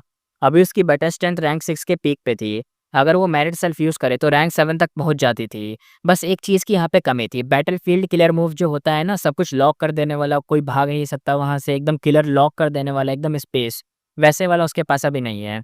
अगर वो होता तो वो किसी नॉर्थर्न प्लेन्स के ज़ॉम्बी अलायंस से इमॉर्टल ज़ॉम्बी को चुपके से मार कर उसकी आइडेंटिटी ले लेता और अंदर घुस जाता ज़ॉम्बी अलायंस में। इस गोल के लिए फेंग युआन ने फेरी लिशान से मदद मांगी थी पर उसने मना कर दिया था। फेंग युआन ने प्लान बदला। अब उसने डिसाइड किया कि ईस्टर्न सी ज़ॉम्बी अलायंस के हेडक्वार्टर में घुसना सही रहेगा। इसलिए उसने एक स्टार पाथ इमॉर्टल ज़ॉम्बी शिंग जियांग जी का रूप लिया और ताई बाइंग के साथ ईस्टर्न सी गया शार्क डीमन के क्लोज होने के लिए। शार्क डीमन हंसकर कहता है, ब्रदर ताई बाई, फिर से मिलके मज़ा आ गया, हा हा हा हा। शार्क डीमन ने फेंग युआन को देखा, कहता, तुम ही हो शिंग जियांग जी, तुम मेरे दोस्त हो, मतलब तुम मेरे दोस्त के दोस्त हो तो मतलब मेरे भी दोस्त हो, सिंपल। मतलब वो ताई बाइंग को कह रहा है ना, इसलिए वो उसका दोस्त है, तो फेंग युआन भी उसका दोस्त हो गया। फेंग युआन हम्बली कहता है, मैं तो बस एक वॉन्डरर हूँ, इतना हॉनर नहीं चाहिए, मतलब इतना भी इज्जत मत दो। उसका लुक सिंपल था बट क्लासी था। ब्लू रोब था, वाइट हेयर थे, बेबी जैसा सॉफ्ट स्किन था और एकदम शांत, एकदम सेज जैसी वाइब थी। ताई बाई से भी ज़्यादा इंप्रेसिव था। शार्क डीमन की वाइफ शू बाई मन बोलती है, शिंग जियांगजी, सुना है तुम्हारी विजडम पाथ में अच्छी ग्रिप है, कोई छोटा डेमो दिखा दो। फेंग युआन ने उसे देखा। शू बाई मन अब ज़ॉम्बी थी पर उसकी पुरानी ब्यूटी क्लियर थी। फेंग युआन विदाउट डिले कहता है, ठीक है मैं ट्राई करता हूँ, गलती हो तो माफ़ करना। शार्क डीमन इस हंसते हुए कहता है, बिंदास करो यार, फेल भी हुए तो भी कोई ब्लेम नहीं करेगा। फेंग युआन ने सराउंडिंग्स को स्कैन करा। ये पूरा जो एरिया था ना, एकदम प्योर स्नो और आइस का था। एक बैटलफील्ड क्लियर मूव का इफेक्ट था जिसे लोग क्वासी ब्लेसलैंड कहते थे। फेंग युआन ने अपने अंदर के विजडम पाथ गूवर्म्स एक्टिवेट करे और एक किलर मूव यूज करा। रिजल्ट क्या हुआ, कोई फ्लो नहीं मिला, सब कुछ सॉलिड और अनटच था। पर फेंग युआन पैनिक नहीं हुआ। ये बैटलफील्ड मूव नॉर्मल नहीं था, इसे फेरी यू लू ने बनाया था जो कि एक लेजेंड थी। फेरी यू लू का बैकग्राउंड हैवी था। वो पैराडाइज अर्थ इमॉर्टल वनरेबल के डिसेबल थी, जिसने मतलब जिन्होंने सबसे best battlefield killer move inheritance छोड़ा था। फेंग युआन ऑब्जर्व करते हुए कहता है, भाई ये बैटलफील्ड किलर मूव तो यूल ब्लेसलैंड के साथ फुली फ्यूज्ड है। दाओ मार्क्स का सॉलिड यूज हुआ है। लांग या ब्लेसलैंड से भी ज़्यादा एडवांस लग रहा है देखने में तो। लांग या लैंड स्पीड तो बैटलफील्ड किलर मूव यूज़ करने से मतलब थोड़ा बहुत डरती थी, क्योंकि दाओ मार्क्स का क्लैश था, ब्लेसलैंड को डैमेज हो सकता था इसलिए। पर फेरी यूलू ने एकदम नेक्स्ट लेवल मेथड यूज़ किया था, बिना डैमेज के मूव को फुली लैंड के साथ अंदर एकदम मर्ज कर दिया था। फेंग युआन सोचता हुआ कहता है, काश मुझे फेरी यूलू का इनहेरिटेंस मिल जाए और एक भी बैटलफील्ड क्लियर मूव मिल गया ना तो लाइफ बन जाएगी। फेंग युआन ने battlefield clear move freezing rain frozen earth से विजडम पार्ट टेक्निक यूज़ की, एक के बाद एक डिडक्शन स्टार्ट करता गया। ये बैटलफील्ड मूव यूल ब्लेसलैंड के दाव मार्क्स से बना था, परमानेंट दाव मार्क्स, इसलिए थोड़ा सा डेंजरस था। शार्क डीमन उसके लोग फोर्स से इस मूव को ब्रेक नहीं कर सकते थे। अगर तोड़ते तो यूलू ब्लेसलैंड का डैमेज फिक्स नहीं होता, यानी अगर कोई भी दिक्कत हो जाती, कोई भी प्रॉब्लम आ जाती ब्लेसलैंड पे तो फिक्स नहीं हो सकती थी। मतलब शायद लैंडस्केप एज बिफोर को भी फिक्स ना कर पाए इसलिए। जैसे लांग या ब्लेसलैंड को रिफाइनमेंट कोल्ड ड्रोन के छिन जाने से हैवी दाव मार्क्स का लॉस हुआ था। बैटलफील्ड किलर मूव डिस्ट्रॉय करना हैवी इमॉर्टल एसेंस का लॉस भी होता है, इसलिए शार्क डीमन के लोग इसे सही से अनरवल करना चाहते थे, यानी मतलब ऐसे इसे तोड़ना चाहते थे। देखो ये एक यूलू ब्लेस लैंड है और ये शार्क डीमन और उसके लोग हमेशा से इसके अंदर घुसना चाहते हैं, लेकिन हमेशा जब भी ये घुसते हैं ना, तो आज तो इन्होंने एंट्रेंस खोल दी, अंदर भी चलेगा, लेकिन ना पूरा अंदर नहीं घुस पाए हैं। यानी होता है ना, लेयर बाय लेयर होता है, ब्लेस लैंड को पूरे लेयर्स के हिसाब से तोड़ दो तब जाके अंदर घुस पाओगे। तो जो ये एक लेयर है ना, इसको तोड़ना पड़ेगा। ये जो लेयर है एक बैटलफील्ड किलर मूव है, फ्रोजन वाली, फ्रोजन रेन टाइप का कुछ है, इसको तोड़ना पड़ेगा। अगर तुमने तोड़ दिया तो तुम पूरा यूलू ब्लेसलैंड के अंदर घुस जाओगे। एंट्रेंस को तोड़ा है बस इन्होंने, अंदर पूरा लेयर नहीं तोड़ी है, और लेयर तोड़ने के लिए इनको ये करना पड़ेगा। लेकिन करने के लिए भाई अब फेंग युआन से बोला गया कि चलो तुम भी थोड़ा अपना जलवा दिखा दो, अगर तुम इसके दोस्त हो ताई बायोशन के, दिखा दो अपनी ताकत भी ज़रा। तो फेंग युआन वो दिखाने में लगा हुआ है। और ये जो यूलू ब्लेसलैंड है ना, बड़ा खतरनाक है, ये मतलब बहुत फेमस है, इसके अंदर अच्छी खासी इनहेरिटेंस भरी पड़ी है।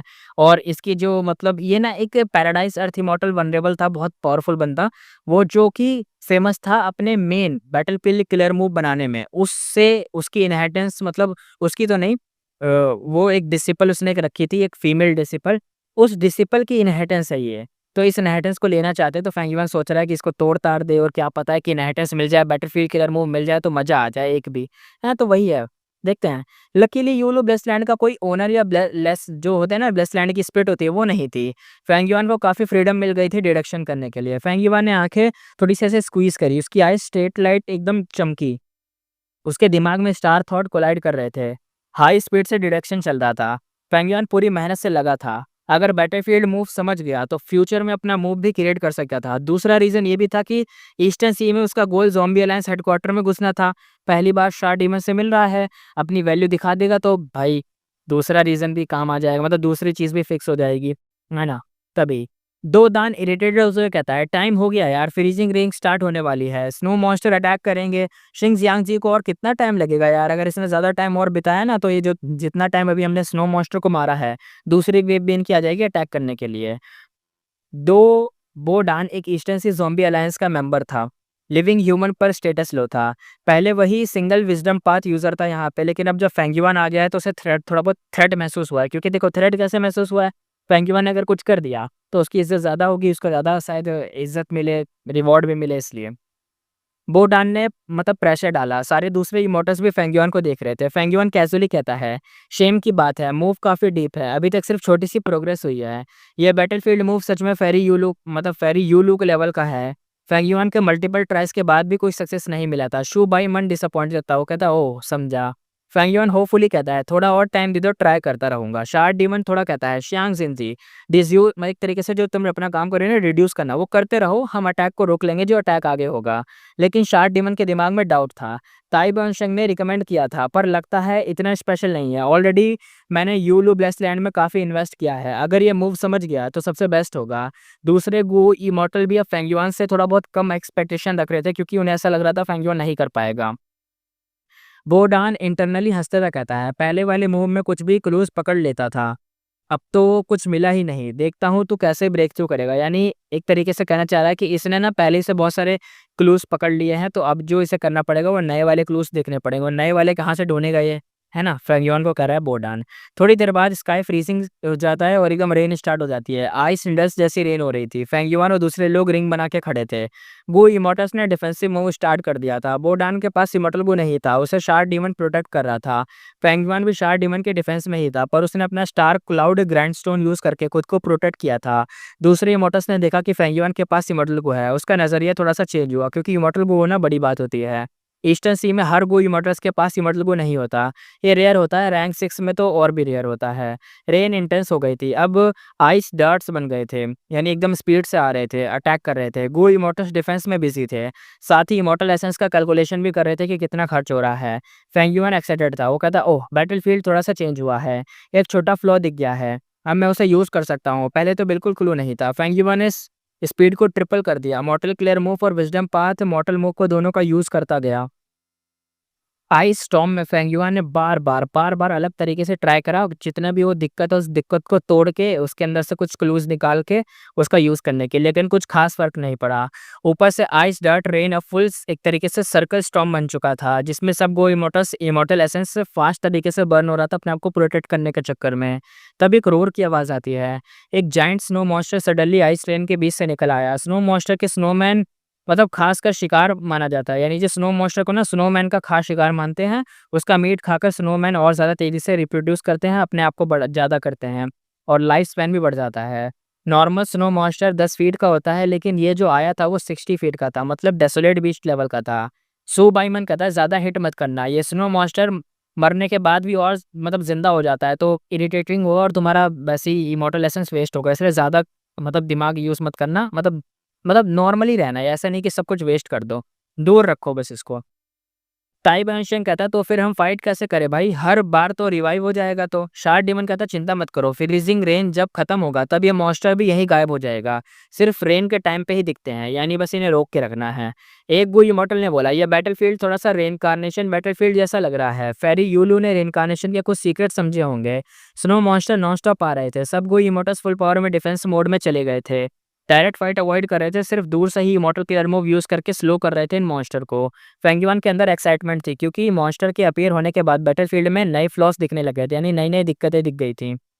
फेंगयुआन खुद से कहता है, अब कुछ चांस मुझे दिख रहा है। उसका विज़डम पाथ का एक्सपीरियंस थोड़ा-सा कम था, लेकिन हार्ड वर्क से उसने फ्लो पकड़ ही लिया था, यानी दिक्कत समझ गया था और सक्सेसफुल हो गया था फ्लो को पकड़ने में। और जब दिक्कत फाइंड करते ही उसने एक मॉर्टल गू स्पॉट किया, जो पूरे बैटलफील्ड किलर मूव का एक पार्ट था। फेंगयुआन ने स्टार स्नेक रोप भेजा उस गू को पकड़ने के लिए, लेकिन वो मॉर्टल गू खुद को उड़ा दिया और अटैक फेल हो गया और रोप वापस आ गई। लेकिन उस गू को डिस्ट्रॉय होने के बाद फ्रीजिंग रेन वीक हो गई। बोडान शॉक में कहता है, क्या ये दिक्कत उसने कैसे ढूँढ लिया भाई, ये ऐसे कैसे हो गया? बोडान अपने अटैक फेस में कुछ नहीं कर पा रहा था। फेंगयुआन ने यहाँ पे जो कर दिखाया था उसे देख के तो शार्ड डीमन कहता है, गुड, बहुत बढ़िया। पर जैसे ही प्रेज़ किया, ऊपर से 3 गुना ज़्यादा स्टॉर्म फियर्स हो गया और ज़्यादा शिश-शिश आवाज़ आने लग गई। रेन ने स्टॉर्म का फॉर्म ले लिया। आइस से सर्कल बन गए और एकदम उसका जो प्रेशर था बढ़ गया। बोडान चांस पकड़ कहता है, जियान जिंगजिंग क्या कर दिया तूने ये? तूने तो और ज़्यादा मुश्किल दे दी। फेंग युआन का दिल भी थोड़ा-सा धड़का। उसने रियलाइज़ किया कि बिना सोचे समझे गू को डिस्ट्रॉय करना गलती थी। इससे बैटलफ़ील्ड और एग्रेसिव हो गया है। पर खुशी की बात ये थी कि उस एक गू को डिस्ट्रॉय होने से 2 नए फ्लॉज़ मिल गए थे। यानी एक फ्लॉ को यानी एक दिक्कत को ख़त्म करा तो 2 नई दिक्कतें दिख गईं। अब फेंग युआन के पास और ज़्यादा होप है इस बैटलफ़ील्ड को तोड़ने की। फेंगयुआन ने स्टार थॉट का यूज़ करके गू वॉर्म के और लोकेशन ढूँढ लिए, जो दिक्कतें थी उनको और ढूँढ लिया। फेंगयुआन कहता 1, 2, 3, 4 स्पॉट्स पे मॉर्टल गू छुपके से बैठे हुए हैं। इतने अच्छे से हाइड किए गए हैं कि मेरी स्टार पाथ जो इन्वेस्टिगेशन है वो भी फेल हो गई। पिछली गलती से सीख कर अब उसने गू को डिस्ट्रॉय नहीं करा, बस ऑब्जर्व करता रहा कि क्या काम कर रहे हैं। फेंगयुआन ने इंटरनली कहा, यहाँ एक डेंजर पॉइंट है। अगर ये गू डिस्ट्रॉय किया तो फ्रीजिंग रेंज स्नो मॉन्स्टर का पावर 50 से 60% कम हो जाएगा। लेकिन डीप डिडक्शन के बाद उसने रियलाइज़ किया कि अगर गू तोड़ दिया गया तो अगला अटैक 3 गुना ज़्यादा स्ट्रॉन्ग हो जाएगा और जल्दी भी आएगा। स्नो मॉन्स्टर ऑलरेडी टफ हो रहे थे और इमॉर्टल एसेंस भी हेवीली बर्न हो रहा था। फेंगियन शॉक में कहता, अगर अगला अटैक 3 गुना ज़्यादा तेज़ी से हुआ और ज़्यादा खतरनाक हुआ तो Asian desolate beast level snow monster भी आ सकते हैं। वो रिस्क नहीं लेना चाहता था, टाइम निकालता गया पर कोई प्रोग्रेस ही नहीं दिखी। एक इमॉर्टल ज़ॉम्बी कहता है, ये 4th वेव चल रही है और कितना सहना पड़ेगा। बोडान प्रोवोक करते हुए कहता है, इतना इमॉर्टल एसेंस वेस्ट हो रहा है, रिजल्ट क्या आया है? सब गू इमॉर्टल्स का फोकस अब फेंगिवान पर था। बोडान टॉन्ट मारते हुए कहता है, लॉर्ड सिंगजियांगजी, मॉर्टल लेवल टेक्निक से काम नहीं चल रहा है, immortal level wisdom path use करो। टेंशन मत लो, एसेंस कंजम्पशन थोड़ा बहुत कंपनसेट हम भी कर देंगे। फेंगिवान गुस्से में था। बोडान बार-बार उसे अगेंस्ट बोल रहा था। फेंगिवान ने ताइबानशे को सिग्नल दिया। ताइबानशे कहता, बोडान इतनी जल्दी भागने की सोच रहे हो क्या? अभी तो हाफ वे भी हुई है। तेरा तो कुछ बड़ा कंट्रीब्यूशन होगा क्या? यहाँ पे जो तू इतना कह रहा है, तेरा तो कोई कंट्रीब्यूशन भी नहीं है, तू तो भाग के निकल जाएगा। तेरा क्या जा रहा है? बोडान ऑकवर्डली कहता है, ऐसा कुछ नहीं है, आपने गलत समझ लिया है। उसको पता था कि शार्ड डीमन और ताइबानशे के लिए सॉफ्ट कॉर्नर है, यानी जो शार्ड डीमन है, ताइबानशे को ज़्यादा मानता है, तो उसकी ज़्यादा साइड लेगा और उसका हीलिंग इमॉर्टल वो भी रेयर है। उससे नाराज़ करना दिक्कत वाली बात है। शार्ड डीमन कहता है, बस पहले 3 वेव निकल चुकी है, 4th वेव भी निकाल ही लेंगे। फेंगिवन समझ गया शार्ड डीमन उस पर ट्रस्ट नहीं करता है। अब फेल हुआ तो शार्ड डीमन के रिकमेंडेशन से ज़ॉम्बी अलायंस में एंट्री मुश्किल हो जाएगी। फेंगिवन थोड़ा-सा इंटरनल सोचते हुए कहता है, शार्ड डीमन 5th वेव तक नहीं रुकेगा, तो अभी करना ही पड़ेगा, लेट्स गो। सडनली फेंगिवन ने एक गू वर्म को डिस्ट्रॉय कर दिया। ताई बंशिंग हैप्पीली कहता, हाँ, एक गू वर्म गया। सबके चेहरे पर एक तरीके से ब्राइटनेस आ गई। मोराल थोड़ा-सा बूस्ट हुआ। ताई बंशिंग टारगेट करते हुए बोडान को कहता है, क्या बोलता है बोडान? मॉर्टल हो या इमॉर्टल लेवल का, काम तो होना ही चाहिए ना बस। बोडान फोर्स्ड स्माइल के साथ कहता है, सही बात है भाई, सही है, ऐसे करके हट जाता है। ताइबान शिंग ने फ्रेंडशिप का ड्रामा किया। मैं शिंग जियांगजी को पहले से जानता हूँ, उसकी विज़डम पार्ट टेक्निक्स पावरफुल हैं। फेंग युआन ने भी एक्ट किया। है, एक इम्पोर्टेंट एरिया क्रैक कर दिया मैंने बस, और कुछ नहीं। अब मुझे थोड़ा-सा कॉन्फिडेंस मिल गया है, थोड़ा लगता है कि मैं बैटलफील्ड को थोड़ा बहुत तोड़ सकता हूँ। सो भाई मन थोड़ा-सा बिलीव करता है उस पे, कहता है, हाँ, लग तो रहा है। तभी सच सामने आया। एक इमॉर्टल ज़ॉम्बी एक्साइटेड हो गया। देखो, फ्रीज़िंग रेन वीक हो गया है और काफ़ी स्नो मॉन्स्टर खुद ब खुद टूट रहे हैं। इमॉर्टल्स का रिएक्शन बदल गया था। अब सब फेंगयुआन को अलग नज़र से देख रहे थे। पहला इमॉर्टल कहता है, शायद ये शिंग जियांगजी सच में बैटलफील्ड किलर मूव तोड़ सकता है। दूसरा कहता है, बोडान से कुछ नहीं हुआ, लेकिन इसने गू को तोड़ दिया और बैटलफील्ड का पावर हाफ हो गया। तीसरा बंदा कहता है, लगता है इसका विजडम पाथ बोडान से ज़्यादा स्ट्रॉन्ग है। ये नॉर्थर्न प्लेन्स वाला बंदा कमाल का निकला। बोडान मुस्कुरा रहा था पर अंदर से पूरा जल गया था। बोडान सोचता हुआ कहता है, इसने तो 2 इमॉर्टल गू को तोड़ दिया, अब मुझे भी फ्लॉस दिख रहे हैं। अब टाइम है मेरा भी काउंटर अटैक करने का। फेंगयुआन ने बोडान को ऑब्जर्व किया और बैटलफील्ड के मूव पे ध्यान दिया। फेंगयुआन सोचता हुआ कहता है, 2 गू तोड़ने के बाद 6 से 7 फ्लो दिख गए हैं, पर इनका कॉस्ट बहुत ज़्यादा है। अगली वेव आई तो शार्ड डीमन और बाकी लोग समझ जाएंगे। तब तक बैटलफील्ड का ऑफेंस वीक हो चुका था। शार्ड डीमन और दूसरे लोग रिलैक्स हो गए थे और लेकिन अलर्ट भी बने हुए थे। फेंगयुआन ने कुछ नहीं करा, ना ही कोई प्रोबिंग किया, बस आंखें बंद करके देख रहा था। फेंगयुआन सोचता हुआ कहता है, ये बैटलफील्ड किलर मूव एक टेम्परेरी वर्ल्ड बनाता है जहां मॉर्टल वो फ्रीली यूज होते हैं। अगर मैं स्टार फ्रॉम ब्लेसलैंड में ऐसे किलर मूव लगा दूं तो डिफेंस बहुत स्ट्रांग होगा। शार्ड डीमन दूसरे लोग चुप थे, उन्हें लगा फेंगयुआन फुल फोकस में, इसलिए डिस्टर्ब नहीं किया। लेकिन असली टेंशन में तो बोडान था। बोडान सोचता हुआ कहता है, अब फ्लॉस तो मिल गए हैं, मुझे कुछ करना पड़ेगा वरना शिंग जियांगजी मुझसे आगे निकल जाएगा और मैं एकदम यूज़लेस लगूँगा उसके आगे। बोडान ने रिड्यूस किया और एक मॉर्टल गू को ढूँढ लिया। उसने तोड़ने से बैटलफील्ड में प्रोग्रेस होने वाला था, उसे ऐसा लग रहा था। बोडान खुश होके सोचता है। बोडान कहता है, बोडान, तू कमाल का है, तूने तो कर दिखाया। पर फिर वेट कर रहा था कि फेंगयुआन का मूव देखे। फेंगयुआन ने भी कुछ नहीं करा, लेकिन बोडान सोचता हुआ कहता है क्या पता शिनजियांग भी ये फ्लॉ देख ले, फिर मैं पीछे रह जाऊँ, इससे अच्छा है मैं इससे पहले ही तोड़ देता हूँ। उस वो तोड़े इससे पहले मैं तोड़ दूँगा। फाइनली बोडान ने मूव करा। बोडान कहता है लॉर्ड शार्ड डीमन मुझे प्रोग्रेस मिला है देखिए। उसने उस मॉडल को तोड़ दिया। शार्ड डीमन ने जैसे ही देखा, शू बाईमन ने हल्का सा स्माइल किया कि दोनों मिलकर काम कर रहे हैं, जल्दी बैटलफील्ड किलर मूव टूट जाएगा। तभी फेंगयुआन ने आंखें खोली और एक्सप्रेशन सीरियस हो गया। फेंगयुआन कहता है ओह नो। ताइबान शेंग कहता है क्या हुआ? फेंगयुआन कहता है ये मॉडल को नहीं तोड़ना चाहिए था, ये एक ट्रैप था। बैटलफील्ड किलर मूव का अटैक होगा और जो स्ट्रॉन्ग अटैक होगा एक तरीके से और ज़्यादा स्ट्रॉन्ग हो जाएगा, 3 गुना ज़्यादा। फेंगयुआन ने गुस्से से अपना सीना पीछे करा और रिग्रेट भरी आंखों से देखा कि भाई अब तो दिक्कत वाली बात आ गई, अब तो हमारे लग गए, क्योंकि एक ट्रैप था। अब फेंगयुआन कहता है सीधा ये मॉडल को डिस्ट्रॉय नहीं करना चाहिए था, ये एक ट्रैप था, बैटलफील्ड का अटैक स्ट्रॉन्ग हो जाएगा। सब लोग कहते हैं क्या, शॉक में कहते हैं ये क्या हो गया? बोडान गुस्से में कहता है तू बकवास कर रहा है, ऐसा नहीं है। शार्ड डीमन सीरियस टोन में कहता है ये सब क्या हो रहा है, एक्सप्लेन करो। बोडान कहता है Lord Lord sky shard demon, मैं अपनी सालों के रेपुटेशन की कसम खाता हूँ, जो किया सही किया, ये शिंग जियांजी बस जेलस है मेरी स्किल से। ताइबान शेंग गुस्से में कहता है मुझे शिंग जियांग की एबिलिटी पे पूरा भरोसा है। झूठा तो तू है बोडान। शार्ड डीमन कहता है सब चुप। शिंग जियांजी तुम कुछ कहना चाहोगे? फेंगयुआन शांत होते हुए कहता है मैं कुछ नहीं कहना चाहता, बस बोडान से एक क्वेश्चन है। फेंगयुआन स्माइल करते हुए कहता है बोडान सच में, सच बोलने की हिम्मत है तुझे? बोडान पूछता है पूछ। फेंगयुआन कहता है बैटलफील्ड किलर मूव अब कितने हिडन गू वॉर्म्स हैं बता मुझे यहाँ पे। बोडान शॉक्ड हो जाता है, बोल नहीं पाया, सिर्फ लिप्स को एकदम लिक करता रह गया। बोडान सिर्फ एक गू वॉर्म, उसको बस एक ही फ्लॉ दिखाता, एक ही गू वॉर्म का फ्लॉ दिखाता, एक ही गू वॉर्म मिला था। उसके बाद उसने तुरंत ही अटैक कर दिया उस पे। अब नए फ्लॉस बन गए होंगे और ज़्यादा हिडन गू वॉर्म मिलेंगे, बट उसे टाइम चाहिए था इन सबको ढूंढने के लिए, तो उसे पता नहीं था इस वक्त पे कितने हैं। गू इमोटल सोच रहे थे। बोडान का कॉन्फिडेंस नहीं दिख रहा है, बस बोलता जा रहा है। बोडान घबरा के कहता है टाइम दो, मैं डिड्यूस करके बता दूंगा।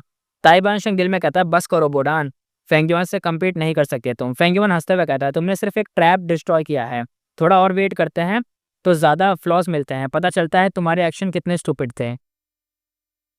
बोडान कहता है प्रूफ दो, कैसे गलती थी मेरी बताओ सबको। फेंगयुआन हंसते हुए कहता है मेरी विजडम पार्ट टेक्निक सीक्रेट है, तुम सीखना चाहते हो क्या? बोडान कहता है बकवास। फेंगयुआन शार्ड डीमन को देखता हुआ कहता है समझ गया कि शार्ड डीमन अभी बोडान की साइड है, क्योंकि ज़ॉम्बी अलायंस में वो साथ में है ना, इसलिए। फेंगयुआन अब बोलता है तू एक जोकर है, अब देख मैं कैसे सिखाता हूँ तुझे। फेंगयुआन के फिंगर से स्टारलाइट निकला, हवा में पॉइंट करा। फेंगयुआन कहता है ये देख यहाँ यहाँ ये वाला, ये जो जगह है ना हिडन मॉर्टल हुआ है, इसको फायर पास से, उसको आइस पास से और इसको लाइटनिंग से डिस्ट्रॉय करना पड़ेगा। कुछ नेक्स्ट अटैक वेव का वेट करना पड़ेगा। गु इमोटल शाउट होते हुए कहते हैं फेंगयुआन ने एग्जैक्ट लोकेशन मेथड बताए थे और बिना डरे फुल कॉन्फिडेंस में बताया था कि इस वाले को ये यहाँ पर है, उस वाले को इसको ऐसे डिस्ट्रॉय करना है इस तरीके से। तो इतना डीप तरीके से बताया तो वो सब हिल गए थे। फेंगयुआन हाथ को उठाते हुए कहता रुको। बोडान हंसते हुए कहता क्या हुआ, डर गया क्या? फेंगयुआन शांत होते हुए कहता बोडान। बोडान को ऐसे देखा जैसे कोई बड़ा सा बंदा एकदम नॉटी चाइल्ड को देखता है कि ये कितना शोम हुआ है, एकदम कुछ नहीं, मतलब बस बोडान पे गुस्सा हो गया और कुछ नहीं। अब फेंगयुआन यहाँ पे कहता है हाँ यहाँ एक हिडन गू बॉम्ब है और ये किसी को रोक नहीं रहा चेक करने से, लेकिन ये स्पॉट डैमेज नहीं हो सकता। जैसे पहले बोडान ने किया वैसे अगर कुछ डिस्ट्रॉय किया तो पूरा बैटलफील्ड किलर मूव इफेक्ट करेगा, मेरा पूरा काम वेस्ट हो जाएगा, मुझे फिर से शुरू करना पड़ेगा। फेंगयुआन ने शार्ड डीमन को बो करा और कहा सॉरी लॉर्ड शार्ड डीमन, ये मेरी कमी थी। शार्ड डीमन ने भी रिस्पेक्ट से अपने आप को भी मतलब झुकते हुए बोला कि अरे कुछ नहीं। बोडान का गुस्सा कंट्रोल से बाहर था, दिल कह रहा था कि फेंगयुआन को एकदम बियर्ड खींच के मारे। शार्ड डीमन पोलाइटली कहता है ब्रदर श्यांग सिंह आगे क्या करना चाहिए? फेंगयुआन कहता है मुझे लगा गोवाम को छोड़ना चाहिए था, वरना मेरी पूरी मेहनत वेस्ट हो जाती। बस एक छोटी सी मैं तो एक मतलब यहाँ पे बस एक छोटे से स्नेक हूँ, आप सब तो यहाँ पे एक ड्रैगन्स हो। बोडान की आंखें लाल हो गईं, लेकिन वो चुप रहा, अंदर से डाउट करने लगा। बोडान मन में कहता है क्या सच में मैंने कोई गलती करी? इस मॉर्टल वो को डिस्ट्रॉय करने पे कोई एक ट्रैप था क्या ये? फेंगयुआन ने सब ऑब्जर्व किया, अंदर से हंस रहा था। फेंगयुआन कहता है नेक्स्ट अटैक वेब बहुत स्ट्रांग होने वाली है, अगर हम यहीं रहे तो इमॉर्टल एसेंस भी वेस्ट होगा और अगर किसी की डेथ भी हो सकती है, देख लो मेरा काम अब बेकार हो गया है, क्योंकि वो जो ट्रैप था उसे एक्टिवेट कर दिया गया बोडान की वजह से, उसने डिस्ट्रॉय करा, मुझे फिर से शुरू करना पड़ेगा। मैं सजेस्ट करता हूँ कि हम रिट्रीट करें। शार्ड डीमन कहता है एक बार और ट्राई कर लो। फेंगयुआन ने आंखें बंद करके प्रिटेंड किया कि वो रिड्यूस कर रहा है। फिफ्थ वेव शुरू होती है, आइस इंडल स्टॉर्म आया, स्नो मॉन्स्टर अटैक करने लगे। वो इमॉर्टल कहता है वेव काफ़ी ज़्यादा पावरफुल है। दूसरा कहता है चलो भाई यहाँ स्टार्ट तो अब क्या करें, अब यहाँ से तो भागना ही पड़ेगा, स्टार्ट तो यहीं पे अब एंड भी हो गया। बोडान कहता है नहीं, तीसरा इमॉर्टल बोडान से कहता है बोडान तुझसे कुछ हुआ कि नहीं? तुझे क्या कहना है अब इस पर? ये जो इतना खतरनाक अटैक हो रहा है, ये जो वेव अब और ज़्यादा पावरफुल हो गई है, तेरा क्या कहना है? बोडान का फेस अब तो डार्क हो गया, सबके लुक्स उसके ऊपर ही दिख रहे थे क्योंकि सब लोग उसको ऐसे देख रहे थे कि तेरी वजह से ही सब कुछ हुआ है क्योंकि बोडान ने एक ट्रैप डिस्ट्रॉय करा था जिसकी वजह से जो अगली वेव थी, जो कि 5th वेव थी, वो बहुत ज़्यादा पावरफुल हो गई। बोडान मन में कहता है, शिंगजियांजी, तू तो फेक नेम है लेकिन मैं तुझे भूलूँगा नहीं। शार डीमन ने फाइनली बोला, भागो यहाँ से, यानी निकलो, रिट्रीट करो, पीछे हटते हैं। अब यहाँ से सीन शिफ्ट होता है, हमें दिखाया जाता है ये लोग यहाँ से अब जा चुके थे, अब सीन कहीं और का दिखाया जाता है। यहाँ पे चल रहा था बैंक्वेट, बैंक्वेट का वाइब बड़ा फ्रेंडली था। शार डीमन ने ताई वेइशेंग और फेंग युआन को अपने घर इनवाइट करा। रीज़न सिंपल था, ताई बाई का इमॉर्टल को चाहिए था और फेंग युआन शियांग जिनजी की विज़डम पाथ स्किल काफ़ी यूज़फुल थी यूलू ब्लेसलैंड को कैप्चर करने के लिए, इसलिए दोनों को बुलाया गया था। शार डीमन का घर शार्क सी था, एक मैसिव सी एरिया जो पूरा उसका था, जैसे अर्थ का साउथ चाइना सी है ना, वैसे टाइप का, या अपने वहाँ का लक्षद्वीप मान लो। सी के अंदर उसका पैलेस था। बैंक्वेट में एशियन सी का टेस्टी फूड था। शार डीमन ने वाइन एन्जॉय की। गू वर्म की हेल्प से उसे थोड़ा बहुत एनहांस करा, टेस्ट बढ़िया करा। फिर शार डीमन ने बोला, देखो सब, ये divine spear shark, scattering teeth golden shark और सिल्वर स्केल ट्रेजर शार्क, ये सब मेरे पेट्स हैं। फेंगयुआन ने देखा, सी वाटर डार्क था लेकिन उसकी इन्वेस्टिगेशन किलर मूव से सब क्लियर दिख रहा था। डिवाइन स्पेयर शार्क, स्पेयर जैसी शार्प हेड होता है, बॉडी इसकी होती है बाउनी टाइप की और रॉक तोड़ते हुए एकदम स्विम करती है। और दूसरी थी गोल्डन शार्क, 200 से 300 का एक ग्रुप में रहती है। 6 रॉज होती हैं इसकी, जो होती है ना एक लाइन है वैसा टाइप की। शार्प टीथ होते हैं, स्मॉल फिश होती है लेकिन ये थोड़े बहुत अपने से भी छोटी फिशेस को खाती है और सैंड में एकदम घुसी रहती है, उसके अंदर एक घर बनाती है। ट्रेजर शार्क होती हैं, ये व्हेल साइज़ की होती हैं, स्पीड लाइटनिंग जैसी फास्ट होती है। इनके साइज़ इतना बड़ा होने के बावजूद लाइटनिंग फास्ट होती है इनकी स्पीड, और दूसरे शार्क को खा लेती हैं ये, क्योंकि साइज़ इनका बड़ा होता है। शार्क डीमन ने बोला, कैसे लगे मेरे फिश? फेंगयुआन कहता है बहुत बोलते हुए, बहुत अच्छी है, एनर्जी तो फुल है। वुवॉम भी बढ़िया है, डेसोलेट बीस्ट शार्क भी देख लिया, बहुत बढ़िया है। ताइबन शेंग कहता है, नो वंडर ईस्टर्न सी इतना रिच है, यहाँ सब बैलेंस में है।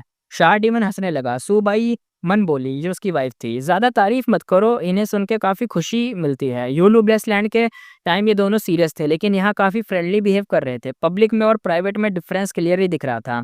शार्क डीमन शुबाई मन के पास सिर्फ पावर ही नहीं थी, लोगों से डील करने का एक्सपीरियंस भी था, इसलिए ज़ॉम्बी अलायंस ने इन्हें मिशन दिया था। भले ही पहले लॉस हुआ हो लेकिन अगर यूलू ब्लेसलैंड मिल गया तो प्रॉफिट 10 गुना मिलेगा। शार्क डीमन कहता है, मेरे सी एरिया ईस्टर्न सी में 46 रैंक पे आता है, यानी 46वें रैंक पे आता है पूरे ईस्टर्न सी में। टॉप सी एरिया में रेनबो आइलैंड का रेनबो सी एरिया है और बाउंडलेस फॉरेस्ट सी एरिया है जहाँ अंडर वाटर ट्रीज हैं, और मरमन सी एरिया है जहाँ स्ट्रॉन्ग और ब्यूटीफुल फीमेल मरमन रहते हैं। बस ये जो पूरा ईस्टर्न सी है ना, यहाँ पे एरिया वाइज डिवाइडेड है, और यहाँ पे जो इसका एरिया है ना, शार्क डीमन का जो एरिया है, इसका जो रैंक है 46वां रैंक आता है ईस्टर्न सी के अंदर, सी एरिया में। ताई बानशंग ने सुना और बोला, दुनिया और नेचर दोनों ह्यूज हैं, ईस्टर्न सी में इतने रिसोर्स और टैलेंटेड लोग हैं, इंसान कितने छोटे लगते हैं इनके सामने। फेंगयुआन मन में कहता है, मरमैन। उसने अपनी पास्ट लाइफ की एक याद करी। बैंक्वेट खत्म होने को था। शार्क डीमन ने बोला, पहली बार आए हो, कुछ गिफ्ट्स तो रेडी किए होंगे हमने, तो प्लीज ले लो इन्हें भी। फेंगयुआन ने रिजेक्ट नहीं किया, उसको तो वैसे भी शार्क डीमन से कनेक्शन बनाना ही था। फेंगयुआन कहता है, फिर तो मैंने पहले से ही थैंक्स बोलता हूँ लॉर्ड शार्क डीमन को। शार्क डीमन हंसता है, कहता है, अच्छा, मुझे नॉर्थर्न प्लेन्स वाले लोग सीधे लोग लगते हैं और अच्छे लगते हैं, पर गिफ्ट लेने के लिए थोड़ा काम करना पड़ेगा तुम्हें। ताई बाई और फेंगयुआन कंफ्यूज हो गए। सू बाई मन हंसी और छुपते हुए बोलती है, मतलब छुपाते हुए ऐसे बोलती है, मेरे हस्बैंड गेस्ट को गिफ्ट देते हैं लेकिन उन्हें खुद शार्क पकड़ने पड़ते हैं। टाइप और क्वांटिटी गेस्ट की एबिलिटी डिसाइड करेगी कि वो कितने अच्छे हैं, तो उनको उसी हिसाब से मिलेगा। फेंगयुआन और ताई बाई कहते हैं, ओह अच्छा, समझ गए। एक एक टाइप का ऐसे मान लो, एक होता है ना एक छोटा सा फन के लिए कि अरे जाओ वो शार्क पकड़ो ना, जाके दिखाओ अपनी एबिलिटी, ऐसे टाइप का। शार्क डीमन कहता है, स्टार्ट हो जाओ, सिर्फ 7 मिनट हैं, पैलेस के बाहर गए तो रूल ब्रेक होगा, यानी पैलेस के अंदर अंदर से ही पकड़ना है तुम्हें। ताई बर्नशंग एक्साइटेड था, शार्क वैल्यूएबल होते हैं, उसे बेच के इमॉर्टलाइजेशन स्टोन मिल सकते हैं, और इसने ही सारी शार्क यहाँ पे रखी हुई थी। जो शार्क डीमन था, इसकी ही तो सारी शार्क है यहाँ पे, तो जो पकड़ेगा, जिसने जो भी पकड़ी वो उसकी हो जाएगी। तो वैल्यूएबल चीजें हैं, डेसोलेट बीस्ट भी है ना यहाँ पे, इसलिए। फेंगयुआन सोचता हुआ कहता है, ये तो वही शार्क फिशिंग बैंक्वेट है जिसका जिक्र मेरी पास्ट लाइफ में था। पास्ट लाइफ में शार्क डीमन और शू बाई मन ऑलरेडी मर चुके थे और उसका सी एरिया किसी और के पास चला गया था। जू शिंगबो नाम का गू इमॉर्टल उस एरिया का ओनर बन गया था। और शार्क फिशिंग बैंक्वेट उसने ही रखा था। एक्चुअली ये ओरिजिनल आइडिया शार्क डीमन का ही था, लेकिन बाद में जब ये दोनों मर गए तो आइडिया चुरा लिया गया और रख लिया गया। फिशिंग स्टार्ट हो गई, टाइम यहाँ पे कम था। फेंग युआन कहता है जो शार्क डीमन ने दिखाए थे डिवाइन स्पीयर, गोल्डन टीथ और सिल्वर स्केल, ये सब तो मेरे काम के नहीं हैं। उसके काम के शार्क यहाँ पे पता है कौन से थे? ब्लड फेंड शार्क और स्टार मार्क शार्क। और ब्लड फेंड हु इमॉर्टल बेस्टलैंड के लिए परफेक्ट था और स्टार मार्क शार्क फ्रॉम बेस्टलैंड के लिए परफेक्ट था। लेकिन ये दोनों शार्क कम क्वांटिटी में थे और इनका नेचर भी एग्रेसिव नहीं था जैसे बाकी शार्क का था। पैलेस के पास जो एरिया था वहाँ सिर्फ स्ट्रॉन्ग शार्क रहते थे, क्योंकि शार्क डीमन उन्हें फूड डाल के फाइट करवाता था। वीक शार्क वहाँ नहीं खाते थे, यानी टिक भी नहीं पाते थे, खाएंगे क्या। फेंगियोन को समझ आया कि ब्लड फेंड और स्टार मार्क शार्क यहाँ नहीं मिलेंगे, शायद मिलना टफ है। पैलेस के अंदर ही रहना है, यहाँ पे रूल भी था कि पैलेस के अंदर से ही पकड़ना है, सी में जाके पकड़ना अलाउड है ही नहीं। फेंगियोन थोड़ा सा डिसअपॉइंटेड हुआ, लेकिन शार्क तो उसने छोड़ना तो नहीं चाहता था। जो बाकी शार्क थे जैसे divine spear, golden teeth, silver scale, उसकी ज़रूरत नहीं थी। 2 महीने में उसने ऑलरेडी 500 से 600 इमॉर्टल एसेंस स्टोन कमा लिए थे, तो एक तरीके से इनको बेच के भी जो पैसा कमाएगा तो उसको भी उसकी एक तरीके से नीड नहीं थी कि क्या पकड़ना है इनको। फेंग युआन कहता है 7 मिनट में कितने शार्क मिलेंगे, और बीस्ट पकड़ने में एक्सपर्ट भी नहीं हूँ मैं तो। इमॉर्टल किलर मूव से पकड़ना वेस्ट होगा, अनलेस कोई डेसोलेट बीस्ट ना हो, तो क्या करना चाहिए। अब फेंग युआन ने यहाँ पे जल्दी से सोचना स्टार्ट करा और डिसाइड किया कि ताई बाई शेंग की मदद करनी है, यानी खुद नहीं पकड़ेगा, ताई बाई शेंग की मदद करेगा। हम्म ताई बाई का टारगेट था क्लाउड लाइन शार्क, छोटे स्मार्ट शार्क जो सी में भी मूव करते हैं और एयर में भी फ्लाई करते हैं, परफेक्ट फॉर अ ताई बाई के ब्लेसलैंड के लिए। लेकिन दिक्कत ये थी कि ये शार्क एक्सपर्ट होते हैं हाइड करने में, यानी छुप जाते हैं। ताई बाई स्टार्ट में ही स्टक हो जाता है क्योंकि उसे मिलेंगे ही नहीं। उसके मेथड से 3 पावरफुल शार्क ग्रुप को डिस्टर्ब कर दिया, डिवाइन स्पेयर और गोल्डन टीथ और सिल्वर स्केल। उसके लिए ये एरिया उनका टेरिटरी था, और कोई नया आया तो फाइट तो बनती ही थी ये शार्क के लिए, तो वो तो आ गए लड़ने ताई बाई से। ताई बाई को प्रॉब्लम हो रही थी क्योंकि वो हीलर था, फिशिंग में एक्सपर्ट नहीं था। फेंगिमन ने हेल्प की और डिस्टर्बेंस कंट्रोल हो गया। ताई बाई ने उसकी तरफ थैंकफुल वाला लुक दिया। फेंगिमन ने बस स्माइल करा, कुछ बोला नहीं। फाइनली क्लाउड लाइन शार्ट ताई बाई को मिल गए और परफेक्ट क्वांटिटी में मिल गए थे। ताई बाई कहता है थैंक्स लॉर्ड शार्ट डीमन, और सुबाईमन प्रॉफिट होने के बाद रिस्पेक्ट भी दिखाई थी। शार्ट डीमन सॉफ्टली कहता है तुम दोनों का बॉन्ड काफी डीप है। बातें खत्म हुई, बैंक्वेट एंड हुआ। शार्ट डीमन पर्सनली उन दोनों को सी एरिया के बाहर तक छोड़ने आया। उसके जाने के बाद शू बाई मन ने पूछा, डियर तुम्हें शिंग जियांजी फेंगयुआन कैसा लगा? और शार डीमन सीरियस हो गया। ये आदमी बाहर से हम्बल है, अंदर से एरोगेंट और कैलकुलेटिव है। ताई बाई जैसा सिंपल नहीं है, हैंडल करना मुश्किल होगा। शार डीमन कहता है बोडान तो टोटली बेकार निकला, स्टार्ट से एंड तक शिंग जियांजी के हाथों मतलब चक्कर में एकदम पड़ गया, उसकी वजह से मेरी भी इंसल्ट हुई है। शार डीमन कहता है अगर मेरा पुराना टेम्परमेंट होता तो मैं उसको थप्पड़ लगा लगा के मारता, और ये ईस्टर्न सी है, नॉर्थर्न पैंस नहीं, वरना बताता मैं उसे। सुबाईमन ने समझाया, डियर चिल करो, टैलेंट वाले लोग थोड़ा एरोगेंट होते ही हैं। बोडान की भी मजबूरी थी, उसका प्राइवेट सी ब्लेजिंग हेवन डेमोनिस ने ऑक्यूपाई कर रखा है। जब वापस मांगने गया तो मार भी पड़ी थी, तो क्या करता। सुबाईमन कहता है बोडान के पास इनकम का कोई और सोर्स नहीं है, यूलू ब्लेसलैंड अटैक में मिलने वाला रिवॉर्ड उसका लास्ट चांस था, पर शिंग जियांजी ने उसे बीट कर दिया और अपना वाला बेटर विजडम पाथ वाली चीज दिखाई, इसलिए वो तो हार गया। शार डीमन हंसते हुए कहता है, हाँ लगता है बो डान ने तुम्हें कुछ गिफ्ट दिया है। सु बाई मन हंसी छुपाते हुए कहता है, छुपा नहीं सकती, लेकिन एक पाम साइज का मेडिसिन दिया है। शार डीमन शॉक होते हुए कहता है, क्या medicine? Ice genius rank 8 immortal material कहाँ से मिला बोडान को? सु बाई मन कहता है बोडान सिंपल नहीं है, इतना सेक्रीफाइस करके अपनी पोजीशन सेव कर रहा है। शार डीमन डीप वॉइस में कहता है, बोडान के साथ थोड़ा बहुत रहना ही पड़ेगा ताकि शिंग जियाजी को फुल कंट्रोल ना ले ले। वो आउटसाइडर है और मुझसे मैं उसे संभालना थोड़ा बहुत मुश्किल हो जाएगा ना, इसलिए उसका एक कंपेटिटर रखना पड़ेगा, वरना तो भाई वो तो एक तरीके से आउट ऑफ कंट्रोल हो जाएगा, संभाल नहीं पाएंगे। अगर फ्यूचर में वो हमें ट्रैप कर दे तो बोडान के थ्रू उसे चेक भी कर रख चेक में रख सकते हैं, थोड़ा रखवा सकते हैं, क्योंकि उसे भी लगेगा कि उसका भी कोई राइवल है यहाँ पे बोडान जैसा, इसलिए। सो भाई थोड़ा सा रिलीव्ड होते हुए कहते हैं, डियर तुम सब हैंडल कर लोगे, बोडान और शिंग जियाजी तुम्हारे हाथ में है। शार डीमन कहता हा हा हा हा, बस इतनी तारीफ भी मत करो मेरी। फेंग युआन और ताई बाई के साथ एक नेमलेस आइलैंड गया। ताई बाई का पुराना घर था ये नेमलेस आइलैंड। आइलैंड सिंपल था, पर ताई बाई की वजह से थोड़ा फेमस बन गया था ईस्टर्न सी गोई मोटर्स में। यूलू ब्लेसलैंड का इन्वेजन जो था वो फेल हो गया था, शार डीमन को वापस जाना पड़ा। ताई बाई फ्री टाइम में अपने पेंडिंग रिक्वेस्ट पूरा करता था, यानी जिन लोगों से उसे रिक्वेस्ट आती थी कि यहाँ पे मेरी हेल्प कर दो, लैंडस्केप एज बिफोर वाले से, उस गो की हेल्प से। Landscape as before, time path immortal Gu काफ़ी डिमांडेड था। सी एरिया में हमेशा कुछ ना कुछ प्रॉब्लम ही रहती थी और ये गू तुरंत ही रिज़ल्ट देता था, इसलिए सब लोग इसको चाहते थे।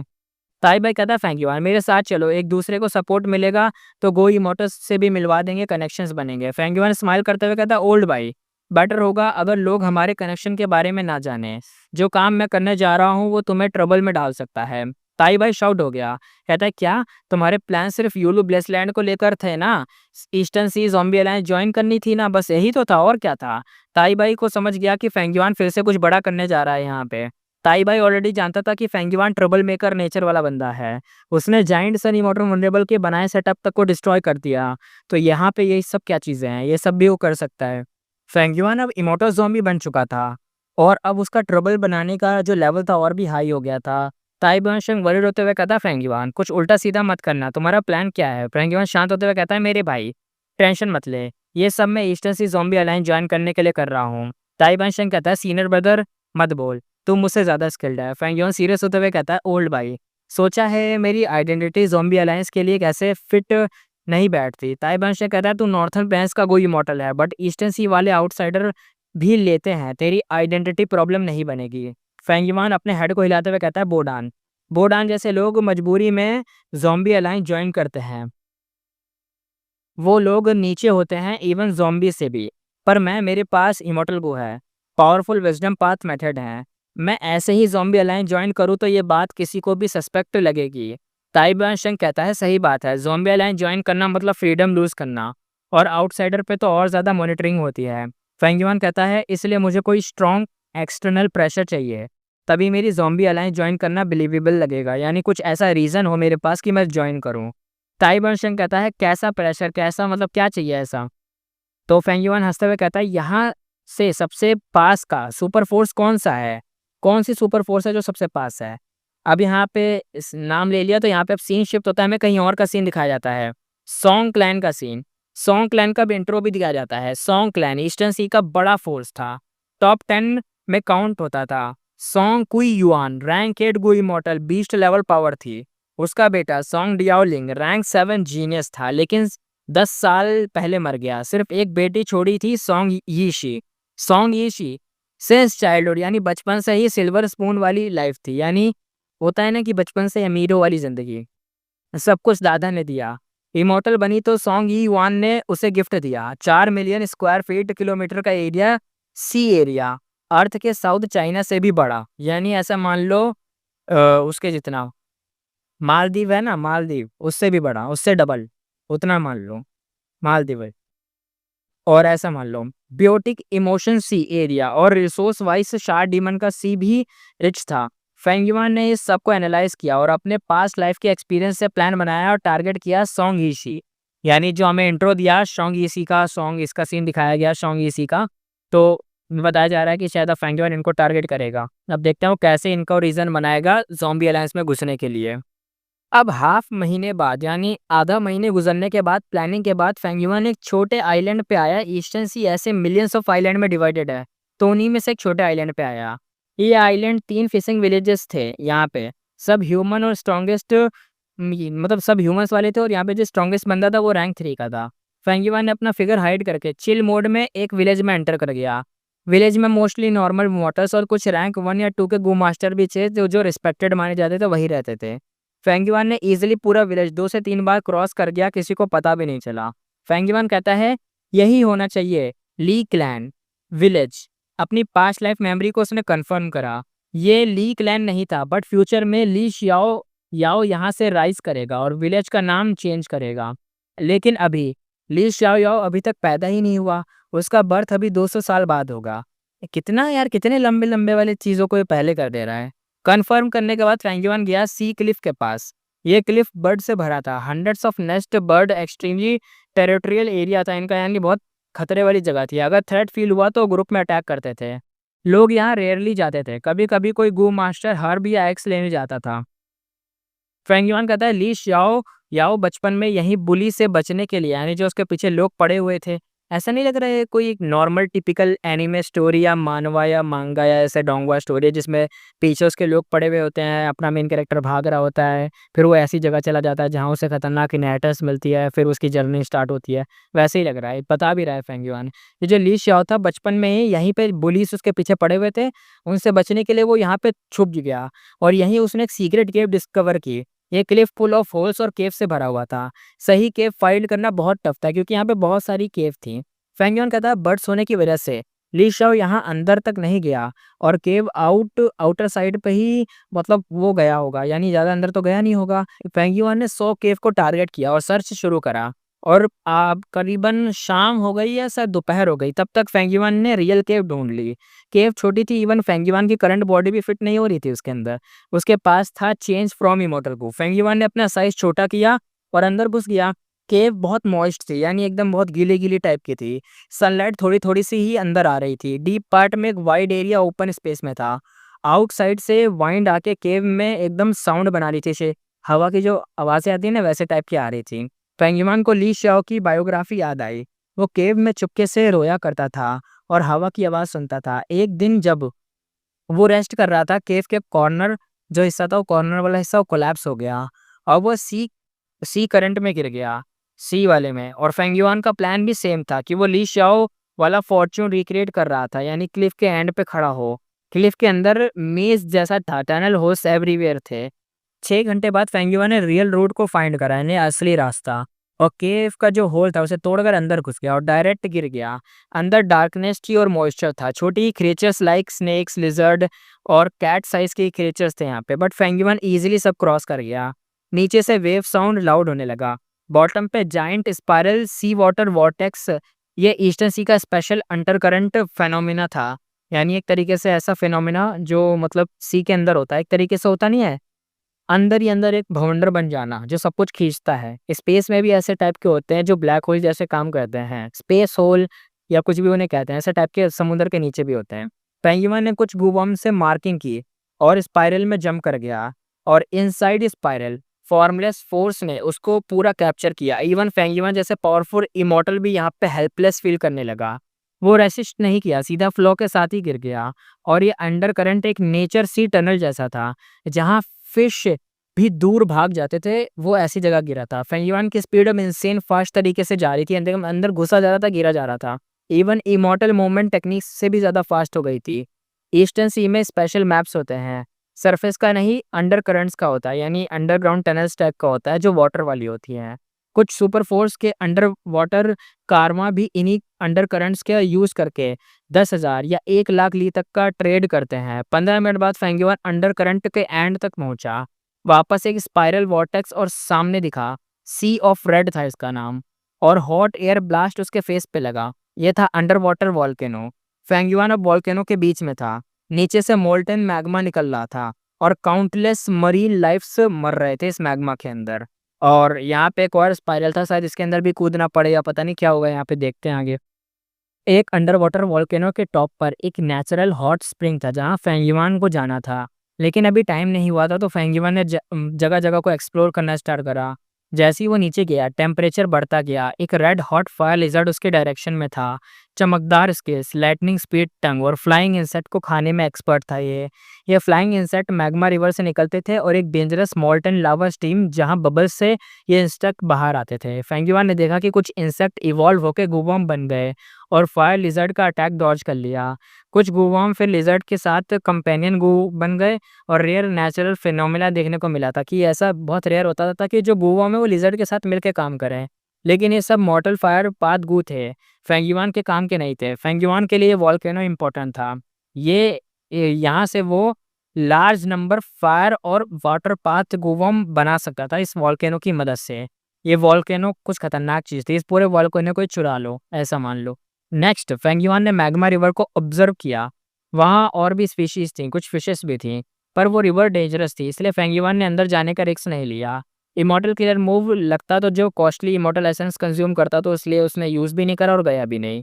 तभी टाइम देख के फेंगयुआन ने वॉल्केनो के टॉप की तरफ देखा और चढ़ाई स्टार्ट करी।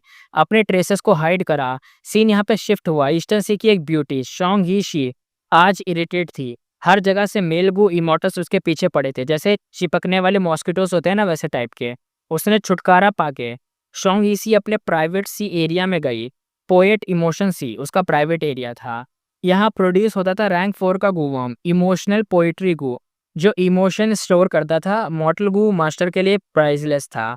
शोंग यीसी अपने अंडर वाटर वोल्केनो पैलेस में आई। यही यही वोल्केनो फेंगयुआन एक्सप्लोर कर रहा था। पैलेस के टॉप पर एक हॉट स्प्रिंग था। शोंग यीसी ने कपड़े उतारे और उसका परफेक्ट बॉडी रिवील हुआ। Soft skin, sharp ice, red lips और लॉन्ग सिल्की हेयर थे। यानी समझ रहे हो यहाँ पे क्या हुआ है? मैं बताता हूँ यहाँ पे बहुत सिंपल शब्दों में क्या हुआ है। फेंगयुआन ना एक ऐसे आइलैंड पे गया था जो नेमलेस था, यानी एक ऐसी जगह, मतलब पहले तो वहाँ एक छोटा-सा नाम हुआ, कोई बड़ा नाम नहीं था, एकदम नेमलेस मान लो। बाद में जाके वो जगह फ़ेमस होने वाली थी एक बंदे की वजह से, लेकिन वो बंदा तो 200 साल बाद पैदा होगा। अब हुआ ये कि वहाँ पे वो गया एक इनहेरिटेंस के चक्कर में या कुछ सामान ढूँढने। अब वो एक वॉर्टेक्स में गिरा। ये वॉर्टेक्स जैसे होता नहीं है कि हमें सुना है जो स्पेस में ब्लैक होल होते हैं, या कोई भी एक टनल टाइप का होता है, कोई ऐसी चीज़ जिसमें तुम गिरो तो तुम दूसरी साइड से कहीं और ही निकलोगे, ऐसे टाइप की ये चीज़ होती है। तो उस आइलैंड पे वो चीज़ थी। वो जब एक टनल के अंदर घुसा तो उसके अंदर एक स्पाइरल था, एक स्पाइरल वॉर्टेक्स। उसके अंदर वो घुसा ना तो वो वहाँ से गायब हो गया और एक अलग ही जगह पे टेलीपोर्ट हुआ। वो जगह कहाँ थी? शोंग ई सी नाम की जो एक लड़की है जिसके बारे में हमें थोड़ा बहुत इंट्रोडक्शन दिया गया था। इस लड़की का एक जगह है, इमोशन सी वाली जो जगह है, उस जगह के अंदर वहाँ पे एक वोल्केनो है, वहाँ पे टेलीपोर्ट हो गया फेंगयुआन। और ये लड़की वहीं पे उस वोल्केनो है ना, वोल्केनो के टॉप पर एक हॉट स्प्रिंग है नहाने वाला, जो जापान में आपने देखा होगा, जापानीज़ मूवीज़ में या कहीं पे भी आपने देखा होगा, एनीमे एनीमे हर जगह दिखने को मिलता है वो हॉट स्प्रिंग। उस वाली जगह पर ना वो नहाने गई थी, वोल्केनो के टॉप पे वो जगह थी। तो फेंगयुआन अभी उस जगह गया नहीं था, वो आस-पास जगह को एक्सप्लोर कर रहा था जहाँ पे उसे लिज़र्ड दिखी और कुछ खतरनाक वूवर्म भी दिखे, कुछ अलग एरिया दिखा जहाँ जाना खतरे वाला था। यानी जा तो सकता था लेकिन यार इमॉर्टल एसेंस बहुत ज़्यादा कंज़्यूम होता, इसलिए वो गया नहीं उस जगह पर। और अब क्या बताएँ, अब ये तो हो गया हाँ, तो अब वो क्या पता ऊपर जाए। अब अगर वो ऊपर गया तो यहाँ पे भाई वो लड़की नहा रही है। तो भाई देखते हैं क्या होगा, अब हमें पता चलेगा आगे। तो मैंने बता दिया कि यहाँ पे सीन क्या हुआ है। वो स्प्रिंग में घुसी और रिलैक्स होने लगी, मूड बेटर हुआ तो गाना भी गाना स्टार्ट करा, लेकिन उसे नहीं पता था कि फेंगयुआन पास ही छुपा हुआ था, साइलेंटली उसे देख भी रहा था। फेंगयुआन को पता था। फेंगयुआन सोचता हुआ कहता है, बस अब टाइम आ गया। उसने जानबूझ के अपनी ऑरा थोड़ी-सी लीक की। सॉन्ग इसी चिल्लाते हुए कहती है, कौन है वहाँ? कौन है? उसका चेहरा पेल हो गया। आँखें फेंगयुआन की हाइडिंग स्पॉट पर फिक्स हो गई जहाँ पे फेंगयुआन छुपा हुआ था। वो उसे देखने लग गई, यानी शायद फेंगयुआन इस लड़की के साथ कुछ करने वाला है। इसको शायद पटाने की कोशिश कर रहा है। मुझे ऐसा लग रहा है क्योंकि उसने जानबूझ के ऑरा लीक करी ताकि उसे पता चले। अब वो दिखाएगा कि अरे मैं तो लाचार हूँ, मैं तो मजबूर हूँ, मैं तो गलती से यहाँ आ गया, प्लीज़ मेरी हेल्प करो, मैं तो इनोसेंट हूँ, मेरे से ज़्यादा शरीफ कोई है नहीं इस दुनिया में। ऐसे दिखाएगा लड़की को ताकि उसे लगे, वाओ! कितना अच्छा लड़का आया है मेरे पास, इसका कटेगा। फेंगयुआन ने यहाँ पे चिल्ला के बोला, मिसअंडरस्टैंडिंग, मिसअंडरस्टैंडिंग, ये सब एक मिसअंडरस्टैंडिंग है। जैसे ही सिंह जियांजी के रूप में फेंगयुआन यहाँ पे आया था ना, शॉन्ग इसी ज़ोर से चिल्लाई। वो हॉट स्प्रिंग में बिल्कुल एकदम, भाई कुछ नहीं पहना था तो समझ ही गए होंगे। टोटली एकदम वैसा मोमेंट था कि क्या बताएँ। और सामने एक मेल गोई मॉडल था तो शर्मनाक वाली चीज़ तो थी ही। शॉन्ग इसी पैनिक में आ गई। फेंगयुआन बोलता हुआ गया, सुन लो प्लीज़, ये सब एक बहुत बड़ी गलतफ़हमी है। लेकिन शॉन्ग इसी का पैनिक अब और गुस्से में बदल चुका था। शॉन्ग इसी गुस्सा होते हुए कहती है, परवर्ट थीफ, मर जा। और उसने अपनी बॉडी पानी से एकदम छपछपाई और फिंगर पॉइंट करा। Immortal killer move, steam well. और पानी का एक तरीके से वेपर बन गया और 2 वाटर स्ट्रीम जैसे एकदम डांस करते हुए लॉन्ग स्लीव में फेंगयुआन के दोनों साइड एकदम घेर लिया उसको। फेंगयुआन का दिल एक तरीके से धड़क गया। ये मूव कैप्चर के लिए डेंजरस था। मतलब एक तरीके से अगर लग गया तो बचना मुश्किल था। फेंगयुआन ने तुरंत ही पीछे हटना डिसाइड करा। Immortal killer move, star snake रोक। स्टार स्नेक स्टीम वेल से टकराए, लेकिन स्टीम वेल ने उन्हें ऑब्जर्व किया और कुछ सेकंड में गायब हो गए।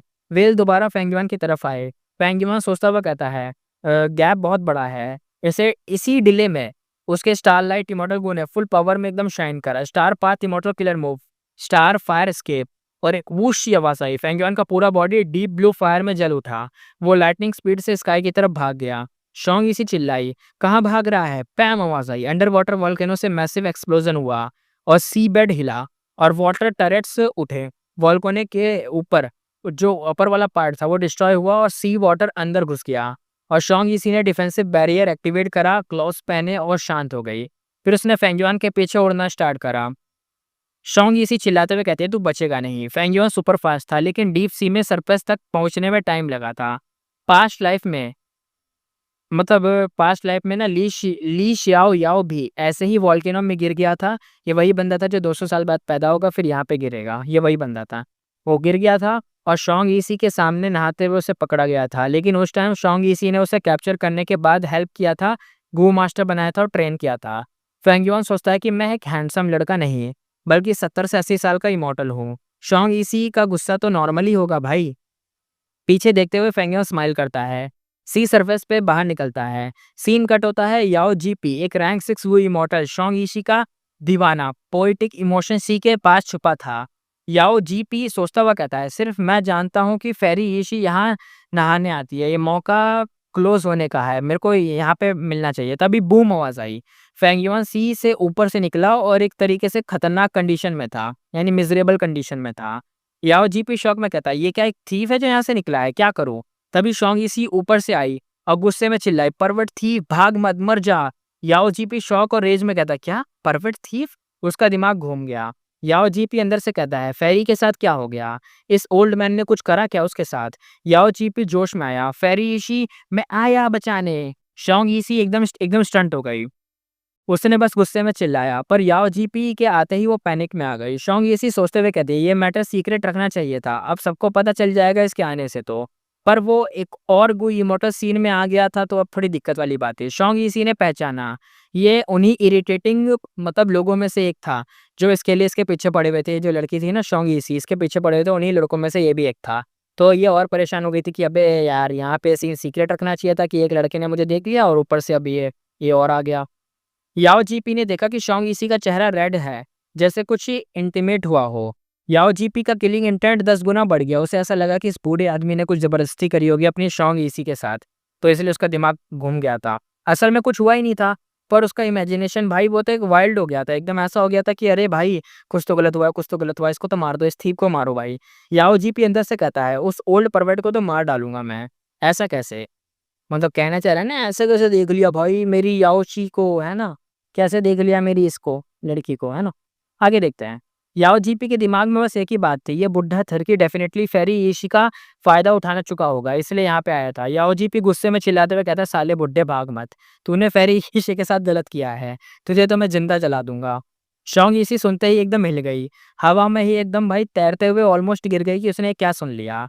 ये क्या कर रहा है, इतनी ज़ोर से क्यों चिल्ला रहा है? ये पूरी दुनिया को बताना चाहता है क्या यहाँ पे क्या हुआ है? वैसे हुआ तो ये नहीं था, लेकिन फिर भी अगर ये बात लीक हुई तो उन्हें लगेगा ना यही हुआ है।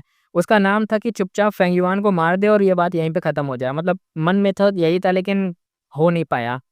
पर याओ जी का कुछ समझ ही नहीं आया, उसका गुस्सा और ही ज़्यादा बढ़ गया। शोंग इसी कुछ बोलना चाहती थी, पर फर्स्ट टाइम ऐसे सीन में फँस गई थी, मुँह से शब्द ही नहीं निकले।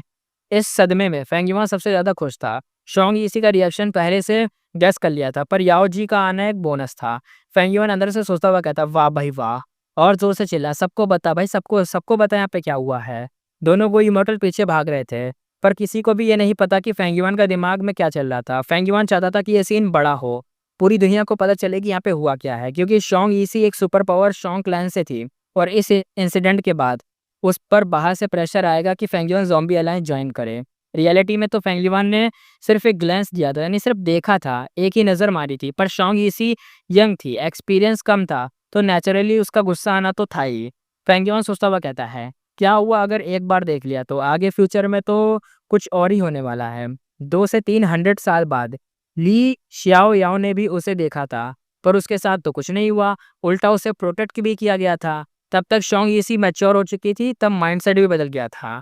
फ्यूचर में ली शियाओ याओ का बड़ा ब्रेक थ्रू हुआ, वो स्वॉर्ड पाथ गु इमॉर्टल बना और शोंग यीसी से उसे प्यार, मतलब एक तरीके से प्यार हो गया, प्यार कर बैठे दोनों, और फिर दोनों इमॉर्टल कपल बन गए और साथ में सेंट्रल कॉन्टिनेंट के रैंक 8 इमॉर्टल्स के अगेंस्ट फाइट भी की थी। फेंग युआन तो भाग रहा था, पर उसके दिमाग में फ्यूचर की फुल स्टोरी चल रही थी कि क्या-क्या हुआ था।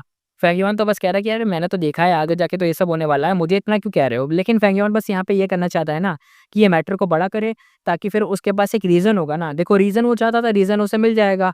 अगर ये सब होगा तो बाद में जो सुपर फ़ोर्स है वो फेंग युआन पे प्रेशर डालेगी। फेंग युआन फिर बोल देगा, अरे यार मेरे पर सुपर फ़ोर्स का प्रेशर आ रहा है, इसलिए मैं ज़ॉम्बी अलायंस जॉइन करना चाहता हूँ, प्लीज़ मुझे ले लो। तो शार्ड डीमन भी उसे एक तरीके से रिकमेंड करेगा कि अरे ले लो यार, इसके पीछे ये सब हुआ है तभी तो ये आ रहा है। आउटसाइडर है लेकिन ये इसी वजह से आया है, वरना इसके पास और कोई रीज़न नहीं था ज़ॉम्बी अलायंस जॉइन करने का। और सब लोग मान भी जाते हैं कि हाँ भाई वैलिड रीज़न है, बढ़िया रीज़न है, तभी तो ये बंदा आया है क्योंकि इसके पीछे ये लोग पड़े हुए हैं सुपर फ़ोर्स के, है ना? बढ़िया रीज़न बनाया था, एक बढ़िया सीन क्रिएट करा है फेंगिवान ने। अब यहीं पे अपना एपिसोड करते हैं खत्म, फिर मिलेंगे नेक्स्ट एपिसोड में।